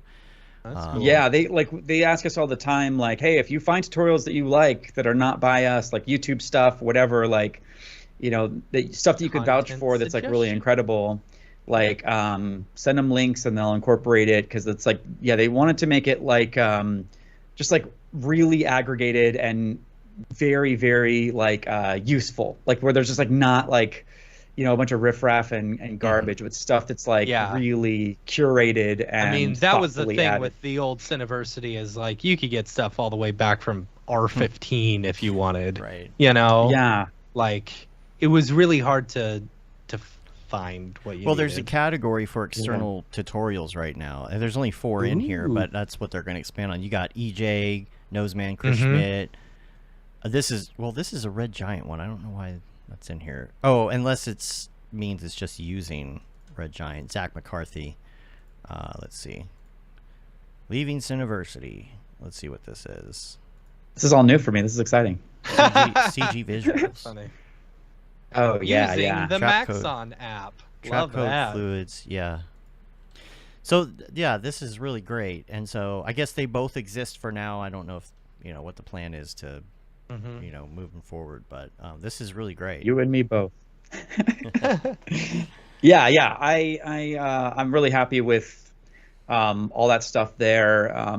Those of you that are looking to get into ZBrush, Anna Carolina did like a ZBrush series that's like so fantastic. I mean, she's just great. Anyways, she's a great teacher, and yeah, you saw her at NAB, and she's just a great teacher. She's really, really skilled at ZBrush and also a good teacher, which is it's tough to find. Somebody who's like both a great artist and a great teacher. And she's that. I watched that series and it's just phenomenal. So there's a lot. I mean, I probably shouldn't have singled that out because it's like you know, there's a lot of good stuff on there. All the great teachers. All the great teachers. All the great teachers. Let's do some Mograph recommends. Do it. Got some questions. This is where we here. really learn who you are. That's right. And we really judge you That's right. Okay. as a person and an artist. All right, I'm ready. Bring on ask you the some of your- judgment. Yeah, we'll ask you, and this could be all-time favorite or just recent favorite. It doesn't have to be like, you know. And so we'll start with movie. Tell us what your favorite movie is. All-time favorite is It's a Wonderful Life. It changed the course of my That's life. great. My dog's name is George Bailey. It's true. Mary. I love that connection. GB. This is George Bailey. Oh, hello, Bedford Falls. Well, I don't have your money. I don't have In your Bill's kibble. house. Your kibble's Fred's in Bill's house. Well, Barry. I want a big one. I want a big one. Hot dog. Hot dog.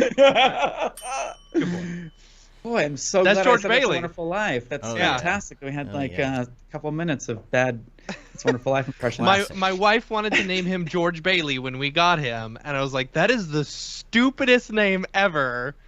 And he's just good now. I love this boy. He's my favorite boy. He's the best boy. GB. That's fantastic. GB. George Bailey. GB. He doesn't even know His name real initially was Dum Dum because I didn't want to say George Bailey in his and he was really stupid when he was a puppy. So and he would only answer to Dum Dum. name. But now he's fine. He's George. He's George GB. Bailey. Yes, I know. That's adorable. Hey guys, can I be on the Hey, show? How come he doesn't sound like George Bailey though? That's what I don't get. Because he's got to grow into that voice. Oh, okay. Right? And then as he gets older, he's gonna learn. Oh, right, go. all right. I love you. Go. What's the That's next one? delightful. TV show? Yeah, TV show. I don't know. You know, I just did see Peacemaker is the one that sticks out as like a really great That's show. Have you the seen John Cena Peacemaker? one. Is that? Yeah. Okay, I've heard really Yeah. good things Oh, about okay. it. Didn't Yeah, it's James Gunn super- do that one? Yeah, I did. Yeah. And it's like very like vintage James Gunn. It's like super over the top and ridiculous, but there's also like heart, and Mm-hmm. I just was thought it thinking was Wasn't there a movie Fantastic. called Peacemaker with like George Clooney or something? I don't know. Like a really old movie. Oh, so Severance. I just finished Severance. Did y'all Yeah, I watch I don't know Severance? Oh Peacemaker. man. with George Clooney and Severance. Nicole Kidman. Oh, that was the 1997. one with the Adam dude from The Scott. Office. Yeah. Or not The Office, the Parks and Rec. Parks and Rec. I yeah. have heard good things about this. I was actually thinking about this show yesterday that I should watch Oh, it. it's, Is it? It is fantastic. Is it? Okay. Fantastic. Yeah. I have to Yeah. sign up for Apple Plus or Apple TV Plus now. If you like liminal spaces, I'll just wait until the next season of Ted Lasso. Ted Lasso, yeah, and then I'll watch Severance as well. yeah. Yeah, if just you're looking upgrade for your like iPhone. If you're looking for a Ted Lasso substitute for the time being, you can watch Welcome to Wrexham on Hulu. That's also Oh, is a that good? phenomenal show. It's Okay, phenomenal. cool. Damn near killed him. Yeah. I do love myself some what? I said Wrexham damn near killed him. I do love myself some what's his name? The dude from It's Always Sunny. Rob McElhenney. Rob that one McElhenney, guy. yeah. Yeah. That guy, that dude. It's very Rob McElhenney in this show. Is it? All right. Yeah. I It's phenomenal, love though. It's Always Sunny. It's Always Sunny too. is such a funny show. I think it might be Like- the funniest show in existence. I would love to hear like something like challenge that, but Uh-huh. I think that might be the funniest show ever made. The thing is, like, I had a hard time getting into it because, you know, there's always a character that you want to root for or whatever. But this show, it's the only show I've ever seen where you actually root for all of them to fail, you know? Yes. Or like there's no redeeming qualities for any of them. They're all awful people. And like Yes. you just can't wait. You enjoy watching them make jackasses of themselves. It's great. Yes. Yeah. And that's like a really like amazing writing thing, because like I watch other shows where I just like hate everyone, and it's just like I can't watch this because I hate everyone. Right. Because it's like the show gets that they're hateable, and like that's like an amazing thing. I don't understand how that works, but it's brilliant. Yeah. Yeah. Now So here's good. the very interesting one. Is your favorite music? So like I am like a punk rocker by trade. That's like Oh, my boy. my roots go very deep with the I've been in punk bands for decades, and but the unconventional answer, like I'm super into like lounge jazz from the 60s, like tiki music. I love punk I need rock, to give you you know? Give me some Sex Pistols and some Screeching Exactly. Weasel, but you know, Yeah. like give me Girl from Ipanema, and I'm like, exactly. I need no to give you idea some what more you are like talking about. judging fodder. You know, Right. Like, I can't. If I say like punk rock, it's a pretty like, you know, it's like, oh, okay. it depends. I mean, what genre? Are you talking like That's early true. punk rock, Ramones, Sex Pistols? Are you talking Yes. like punk pop? Are you talking more of like an emo punk rock? You know? Are you talking about? I don't know. Yeah, Flippy dippy sex ones. Then you can like slowly merge I into know none of the these. ska genre, which you know Oh, I really boy. enjoy. Don't You get do? him You're a started. ska guy? Okay. Don't man, get I him love started. ska. Don't even Ska get is him Okay, so sorry. good. I have to. Okay, go, man. Talk about ska things. No, I just really We're all enjoy getting ska. judged here. It's a It's safe all right. space. No, everyone knows how terrible of a person I am by my terrible tastes. We're here to judge But- you. But like, what about this? Like, what are your favorite like ska bands? Because There's, I lived in Southern California during like Okay. the height of that, so I was like. So you know, if you like punk rock and you grew up on punk rock, check out the Mad Caddies. The Mad I Caddies know have Mad Caddies. an album. I've seen Mad Caddies like a bunch of times. Yeah, so like if they've got an album where it is just punk rock cover songs in ska, and it's amazing. They like cover like Bad Religion, Green Day, She, like that in ska is amazing. You know, and then you Okay. got Propagandhi covering a bunch of Propagandhi songs, which you wouldn't think. You think they would do Ska Sucks, you know? but they don't do Ska Sucks. They do like one of the. Oh, it's so good. It's so good. Off of Let's Talk More Rock. What if they did like ska versions of ska? like a more like hyper ska. Yeah, like yeah, like meta. You just get into ska. reggae. Come on, man. Don't you know this? Come on. Oh, that's reggae. You pipe it into itself and it becomes reggae. Right. Right. Okay, that makes sense. Hey, ChatGPT, write me a good ska song. Jamming. Jamming. It's like pick it up, pick it up, pick it up, pick it up. Crowd furiously skanks. Yeah. How would the music go?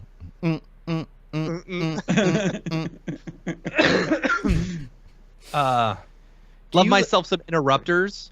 They're like new ska. Yeah. They're great. Yeah, Fantastic. Interrupters are great. I've seen them a few times here too in Seattle.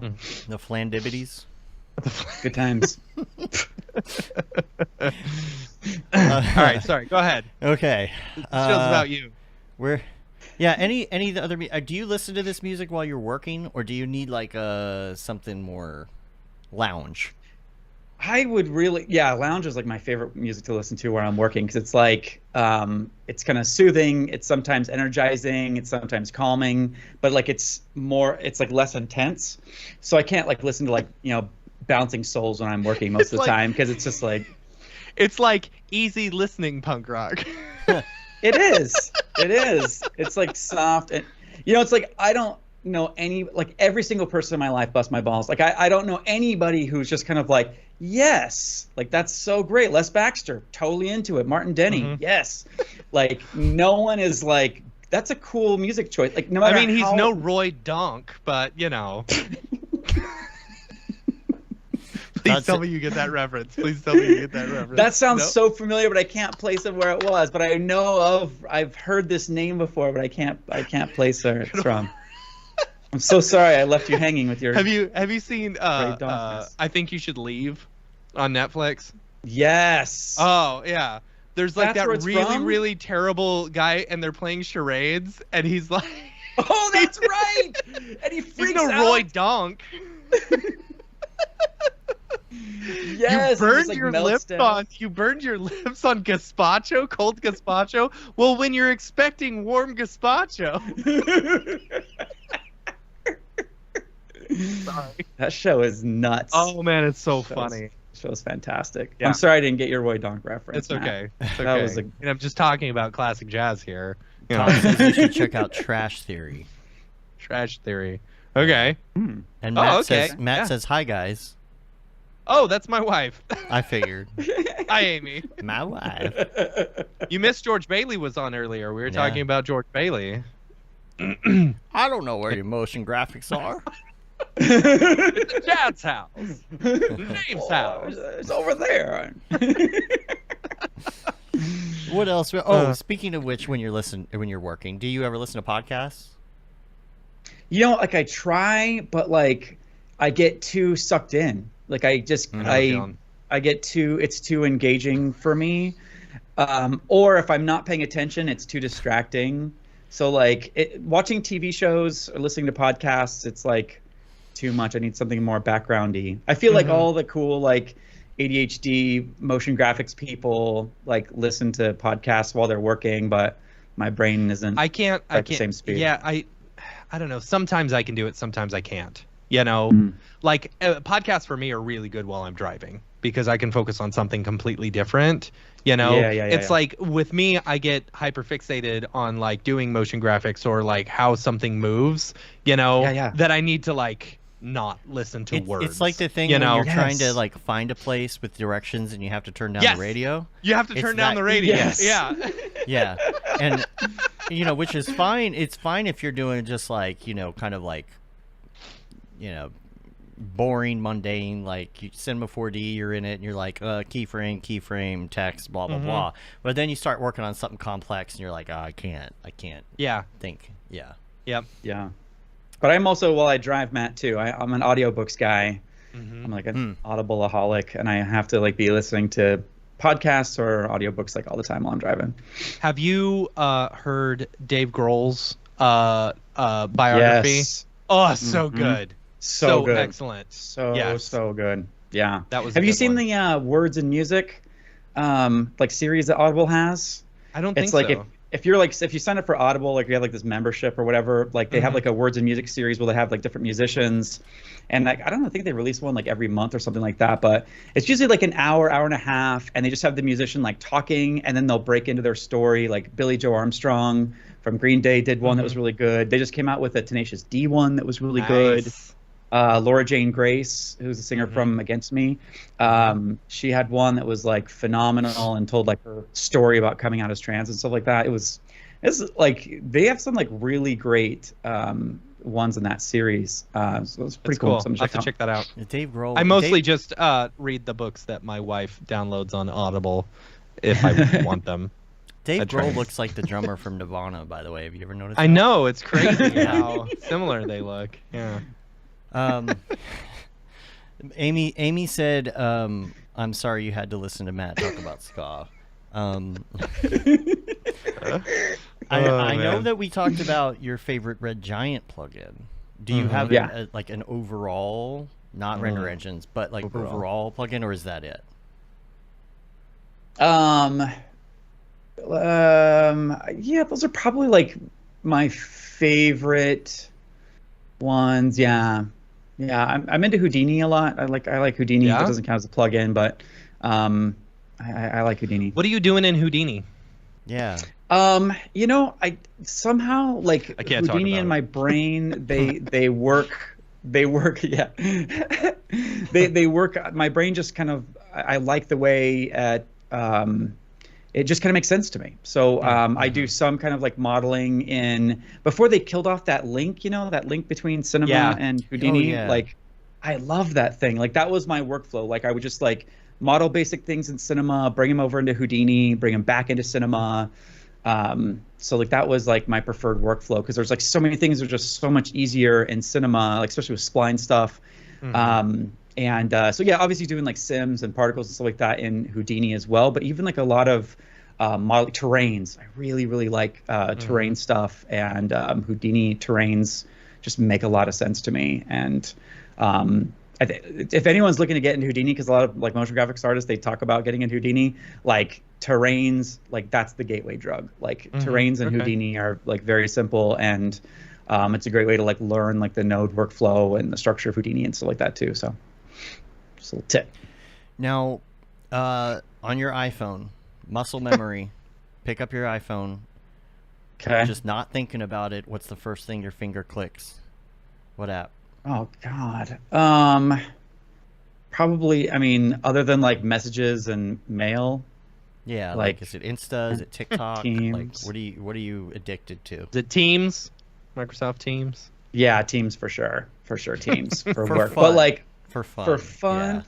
Yeah. Honestly, like I've worked really hard the last few years to try to like wean myself off of like any phone things, like as like a mental health Lucky. whatever. Lucky, yeah, So like, seriously. yeah, it's just been like so liberating. I mean, the downside is that like no one, like I don't have any kind of connection, so like no one knows who I am, no one sees my work, like you lose a lot of stuff by not being where everyone is. So it's not all sunshine and rainbows, but like I'm also like really happy. And like when I go on a vacation, What's that like? I'm not well, generally, I mean, I have like, bad times and stuff like that too. But, it used to be that like when it was just all consuming. So even if I'm on vacation and something's happening, I'm thinking like, okay, how could I shoot this so it would look cool on social media? And it was just like always on my mind, even when I wasn't glued to the app, which I almost always was. But it's just like this like plague that like this internal plague that just kind of like took over my life in so many ways. And so, just getting away from that has been like really important. So like I'll go to Instagram. Like that's probably like my go-to if I am feeling kind of like bleh and I just need something to kind of like zone out to. But yeah, I try to avoid as much as I can. There is a certain amount of, I don't know what you would call it, market research. Something, if you are posting online, you kind of have to be up with some of the trends and things and know what people are doing, what people are into. If you're posting TikToks, to know what songs are popular or what memes are going on can be helpful. Yeah. you know. Oh, totally. I So, saw but a TikTok the other day where someone had like done a, these were the songs or trends that were popular throughout the years or throughout this year, and I'm looking back on those, I'm like, wow, that feels like 10 years ago, in real time, yeah. Jeez. It is kind of hard though, because like you miss out on this kind of like sense of community that everybody has. Like you guys were like, yeah, I'm sure everybody's sick of talking about this thing that came out last week, and I'm like, I've never heard of it. So like I don't know what's going on with the world, and like the trends that happen. Like now trends happen so fast. It's like they come and they go in like a couple weeks, and like I sometimes miss it completely. See, just wait until the last month of the year and then crash course all the trends. Right. I should. So Someone needs to put together like some like 5-minute digest of like here's what's happening in your world today in this month. It kind of happens with the TikToks. It's like, what was your most viral video this year? They do that every year, it seems now. How many bananas did you scroll on Reddit? What? Oh man, Reddit. Bananas? Like so they do a year breakdown on Reddit, and I scrolled 140,000 bananas. Wait, I don't understand. Whoa. Bananas what? I don't understand what that means. A banana worth of your screen time, right? So you scrolled as you're scrolling.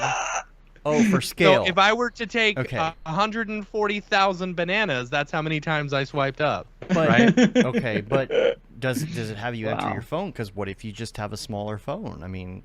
Yeah, I mean, it's anytime you're logged in under your thing. Yeah. But if you scroll up it's spent further... enough time on Reddit to go to the moon 3.4 times. Wow, you scrolled the moon. And I'm in the top 1% of karma earners on Reddit. Wow. You comment a lot? No. Well, where are I you getting just the karma make from? quality content where I post something and then it blows up. What are you posting on Reddit? I don't know. I posted that Metroid thing on the Metroid subreddit. I got like 2,000 upvotes. Updoots. Dang. Updoots. You were... I completely... Like, I feel like I missed Spooky Skeleton October this year. It didn't happen. See any of it. I didn't see any What's up Spooky with that? Skeleton. I didn't either. What's up with the updoots? I don't know. Huh. That's It's weird. fine. Yeah. Yeah. There was something else I was gonna say. What are the doubloons on TikTok? Have you the whole doubloon thing? No. Do you know this was you as a baby? No. Oh my god. It's so weird how the algorithm will get you into things like that for some and The not for thing others. this was you as a baby thing is hilarious. Like have you seen the video we're totally going off subject. I know. Have you seen the video of like the little puppet with the green hat on, and they're like waving it around or something, and it's just flying, and it's got this like ethereal music or whatever. So someone posted that one, and then a bunch of people kept commenting, "Oh, that was me as a baby," and then people would duet it with their kids and be like, "Hey, this is you as a baby. Do you remember this?" And the kids would be like, "Yeah, I remember that." Vaguely, I feel like I saw one of those. Oh my gosh, I'll find it, and you'll be like, "This is the stupidest thing I've ever seen," But like, I didn't think they're like, I'll save a bunch of stuff, so I only like stuff so that I can show Amy later, things that I think she might enjoy, because one of the biggest joys I get in my life is showing her TikToks that I found that makes her cry laughing, and It's You as a Baby made her laugh so hard that like it just brought so much joy into my life, and it's the stupidest thing I've ever seen. Anyway.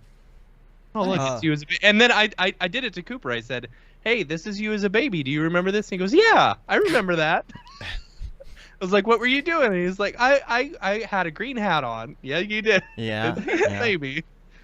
You know what's really interesting about TikTok, and like I've never talked to anybody about this, so I haven't like checked this for goodness of conversation fodder yet. But I've never installed TikTok, and it feels like, from my perspective, that like people who are into TikTok, it like trains you to like TikTok. I don't know how else to describe That's it. But because like, it's good. Yeah, it is like, And I don't here's- mean that's a general statement, but it's Okay. good as in it's more fun to do. Do you remember when the- they introduced endless scrolling on like Facebook or Twitter or like Reddit, to where you no longer had to click next page? It was just endless scrolling. You know, Okay. like the amount of time that you would spend on a website when endless scrolling was introduced, you know, went exponentially up, because you wouldn't have to take a break and hit next page or realize you're on the 20th page or 100th page of Reddit or whatever. You know, and that's the thing with TikTok. You swipe up, it's a new video, it's a new chance to laugh your ass off for, you know, whatever. And it's like, no, you failed. Up, next one. Next And when one, I say next good, one. I don't and you necessarily do it mean- for like 4 hours Right. straight before you go to bed. Right. It's good as in it's entertaining and all of that, and it kind of leaves you feeling better than you do if you go on Facebook and see everybody arguing with their It cousins does. about politics. But yeah, Here's the the amount thing, of though. time is not good. I have so many people in Facebook limbo, you know, friend request limbo, that I have considered, I think I'm going to accept everyone. You know, literally accept all 250 people who are waiting right now. Like ones who have been waiting for like 10 years, I'm just going to accept them randomly. Because now you're not even on there, and people I mean, like me I go too. on Like, there. I'm just I go on TikTok. there. You know, I have all my pictures hidden basically, so where only I can see them. You know, because I don't need people seeing pictures of me. I don't give a crap about that. Let people see the pictures that people tag of me, whatever. You know, but it's like my timeline on Facebook is awful. It's terrible. It's literally just ads, and I don't know if that's because I have no new friends, you know, or whatever. I don't just know. enjoy learning things in little snippets on TikTok. Yeah. You know? Yeah. I do get some politics. I get some audio stuff. I get some motion graphics. Yep. And it's in little chunks, and I can watch a little bit of it in the bathroom. You get to see videos of you as a baby, or, you know. or I can watch a whole bunch of it. Sometimes, you know, here's one of the things I thought about the other day. 3 years ago, when I was, you know, you get some food, you order food, and you want to sit down and watch something on TV, and then you get your food, and it's hot, you sit down, and then something's not working, and then you got to fix the Wi-Fi, and then you get it working, you got to log in, and then you can't find anything on Netflix because nothing really looks good, and then you watch some previews, and then you finally find something, and you turn it on to eat your food, and it's cold, and then you are done eating in like 3 minutes, and you turn the thing off. To me, like, if that's what I love TikTok for, I sit down, I've got 3 minutes to do nothing right now. I'm in line at the bank, whatever it is. Turn it on. And I have instant entertainment, and I'm not worrying about what to watch. And I really do, like, not watch a lot of TV because of it now. And it's not necessarily 100% entertainment and worthless crap. It actually is. It's informative and educational, and not as much as in China, where it's all educational. But, you know. So It's worth a try. Just don't get into it. Limit Don't. yourself. Don't, man. It's just I'm fascinated by it because the people that I know, like in the last couple of years that have gotten into it, they'll be like, "Oh my God, I have to show you this video," and in the last 12 years, I've gotten a lot of, "Oh my God, you have to see this video" thrown at me, you know? Right. And And it's YouTube. Bozo dubbed over, of course. the quality of that has like plummeted because I don't get, like, if somebody sends me like a Facebook video, like, "Oh my God, you got to see this thing," it's like a clip from It's Always Sunny or something like that, it's like, yes, that's great. But like when somebody shows me a TikTok, it's like, watch this guy like dance and walk out into the rain or just like do some inane thing, and they're laughing hysterically, and it's just like, I don't. Well, it's like, not none your of these things algorithm. are.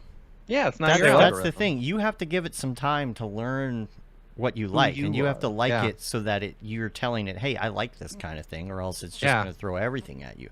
But once it learns Yeah. what you like, you're just scrolling through personalized, awesome content most of the time. Yeah. I love the awesome content of watching Family Guy on the top and someone play a video game on the bottom. Right. It's my favorite. It's true. Yeah. And I That's what they watch do to fill every the screen. single one of them. Yeah. And the Reddit Yeah, threads, the reposted Reddit Yes. threads with Where they're computer hopping voiceover. from Minecraft, like, Yeah. block to block. They're great. If you're Love going to it. do it, give it a try. Limit your time, and Don't do it. Give it a try for You'll like a get week, sucked and in. just see. The only good thing is it gets you, if you're a Facebook person and you love to hate Facebook and you're trying to pull yourself away from it, this is the cure. Oh yeah, Guaranteed. 100%. This is the cure. Facebook was the first one I pried myself away from. So like that was like several years ago that I was still into Facebook. All right, I deleted it from my phone, and I'll go there like maybe once a day. Oh, Facebook. Maybe. Yeah. Yeah, but the thing is, like, it doesn't like when you're not on the actual app, and so it doesn't refresh your timeline. Even if you hit refresh, it doesn't give you a new timeline. It sucks sometimes. See, that bothers me. I don't like that, like, I have this way to connect to my friends, and then, like, there's some corporation that's just kind of like, oh, well, you're not, like, addicted enough to this, so, like, we're going to penalize you. So I'm kind of like, just burn it all to the ground, screw everybody. I'm just going to, like, live my life. Only there was a social network that gave it to you in linear form.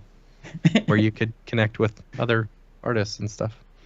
Yeah, it's a tough balance. So speaking of wasting time, video games. Yes. Do you play them? Are you into anything? What's your favorite? Like not often. Like sometimes, like to fall asleep, I'll play like these weird solitaire games or Sudoku puzzles, or what's the one that's like color Sudoku kind of thing. That's like that puzzle. I forget what it's called. A Rubik's Cube? Nanograms. I think it's nanograms. Oh, I thought you said mammograms. I was like, no, that's not it. No.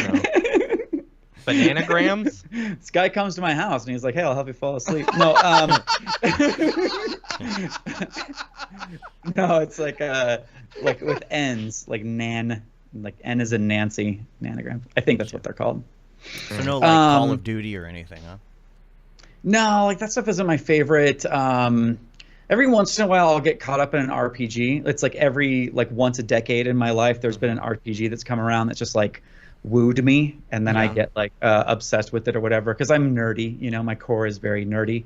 So I'm susceptible. But like I'm apparently like really snobby about it. So like if there's something in the mechanics about the way like the on-screen display looks, or if like your inventory gets too heavy too soon, or some like nitpicky thing, it's just like, forget it, I'm out. Yeah. So it has to be just the right RPG, and then I can get addicted to it. I hooked up my my NES to my I got a PVM monitor, you know, like the old school 4.3, you know, professional video monitors, you know, and I hooked up my NES to it and threw in Duck Hunt, and it worked perfectly. Like, didn't even have to blow in it or anything. It was like, it worked, right? So I introduced my kid to Duck Hunt, and he was terrible at it. He was so bad. So, but then I went. Games were hard. I went to like a used game store that I knew had some. Dude, Zelda was $60. Whoa! Yeah, like the gold one, the NES original was $NES one. $60. You know, I was like, I'm not. What, is this made of real gold? Right. So see, I do love old games. I got like an emulator like on Amazon that has like every like arcade, NES, SNES. Like they've got the classic or the SNES classic and the SNES or the NES classic, you know, like, and I will play those, but I was like, I'm gonna buy games for the NES that I don't have on here, you know, right? It just feels nice. I get really into those older games, like with that thing, because you could save, you know. Yes. So, like I'll go through all these games I cheats, couldn't get through before. You know, and it's like, oh, I can finally beat Ninja Gaiden. Yeah. Speaking of saving, I saw a TikTok, and I want to see if this is true, but I saw a TikTok where you do a button combination on like Mario, and it will let you continue on the original. I didn't know. Yeah. I did not know. You hold down like A or B or whatever, and it'll let you continue from where you're. Yeah, basically. I had no idea. I had no idea either. I know. So stupid. Wow. All right, here's a tough one. Okay. Life hack. What's your favorite life hack? So I think like one of my favorite life hacks lately is just repeating numbers. So like a lot of times when I'm like microwaving something, like I'll be like, okay, I want to put it in for like 50 seconds, or like if I'm in like Cinema 4D and I'm like, oh, I wanted this, like, let's see what it looks like at like 500 pixels or whatever. Like instead of doing that like 500, just repeating the digit like 555. And it's amazing how much like time and brain space that saves. If you're just trying to get a ballpark for something, or if like like you're putting something in the microwave for like 45 seconds, just do 44, and just like repeat that digit several times, and it's just like amazing how much easier that makes life. So many times I'm just kind of like 500, and it's just like it's just like 555, and it's great. And so you're just off a little bit if you're just trying to get a ballpark thing. You just like repeat numbers, and I don't know. I like it. Oh, Yeah. okay. I dig it. I thought you were talking like a Rain Man thing, like Trip and broke collarbone 1988 or something. What does he say? I don't remember. How many toothpicks are there? I don't know, like 100. You're the worst kind of autistic. What is that from? It's from Bob's Burgers. Oh, that's right. Where Tina's like, I don't know, like 100. And he's like, really? There's like 4.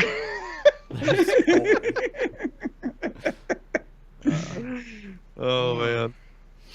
Yeah, I'm not very good at life hacks though, so like I apologize that was. That's okay. At least you had one. That's great. I love it. Perfect. Yeah. Print That's a something. toughie. Yeah. Yeah. Hey, look, it was a good show. Yeah. Look at Whoa. that, 2 hours. Yep. We always Okay. tell everybody it goes by quick. Yep. It did go by really quick. yeah. Jeez. Yeah, we appreciate you being on. Do you have some places to direct people on the interwebs if they want to like talk to you or send you a note or ask you a question? I don't think that's ever happened before. I'm at Movies and Computers on Instagram. You could join my several followers. Like Thank you both. I'm trying to get to like double digits at some point. That would be cool. But yeah, I don't. People find me on LinkedIn sometimes. I don't know. I'm not like I'm findable, but I don't know if I have anything that anyone's like, or I'm like, please check this thing out. I do like stuff on the Maxon shows, but probably won't for a long time. So yeah, I'm just rambling to make it seem like I have interesting NAB, things. Right? I would assume you'd be at NAB. Yeah, you'll be at NAB next year, right? Yeah. I'm hoping. Yeah, I loved being there last time. That was so great hanging out with you guys. Yeah. Did you get sick too? No, I didn't. I have a Really? thing. Wow. I lucky never you. get sick. I have a really great immune you're like- system. So You're like, what's his name from Unbreakable? yeah, Bruce Willis. You're like Bruce Willis, yeah. unbreakable. Cool. Well, we're going to get out of here. You can rate us on iTunes, leave a review, subscribe on your podcatcher of choice. Newsletter goes out every once in a while. I think I am going to put a newsletter out here this week. Ooh. Finally. You can say you've been there, done that, got the t-shirt with the Mograph logo tee, the Paul Babb, Feel the Babb 2020 shirt. All the profits from that go to Doctors Without Borders. The Render Things t-shirt, Cool. hoodie, and long sleeve tee, the Mograph blandishment shirt, and of course the That Render is Fire shirt, which you're only allowed to wear ironically. Unless you're shams. Yeah. And we are on YouTube, youtube.com/Mograph, or you can just say @Mograph now on YouTube, and you can talk to us. You can also check out Mograph.com, Mograph.com/live to get all the information on the show, Mograph.com/TV. Turn it on and rip the knob off. We also sell some courses and things. You should go check those out. Mograph.com/classes. You know, just use it as your hub for everything. You know, Yeah. set it as Y'all your will homepage. y'all will want to subscribe to our newsletter because we may have some fun announcements here in the next month or two. True. Maybe. Yeah. So You know, might have some fun things for people. You know, like you do. And yeah, that's about it. Make sure that you. You know, we didn't talk about like the Mac Studio at all, like we were talking my gosh, before the that's a show. whole Wow. nother thing. Right? We're gonna have to do another show. There we go. All right, Yeah. Chad, you're coming back. That's true. Sounds good. Thanks so much for having me, guys. It was really fun. Yeah, man. Cool. Until next time, I'm Dave. And I'm Matt. And I'm Chad. Have a good one. There you go. Whoops. Played the wrong music. Which one did you play? I don't know, some random thing. Ma, the lasagna, Ma! That what it is the yellow lasagna? Bathroom! All right, stand by.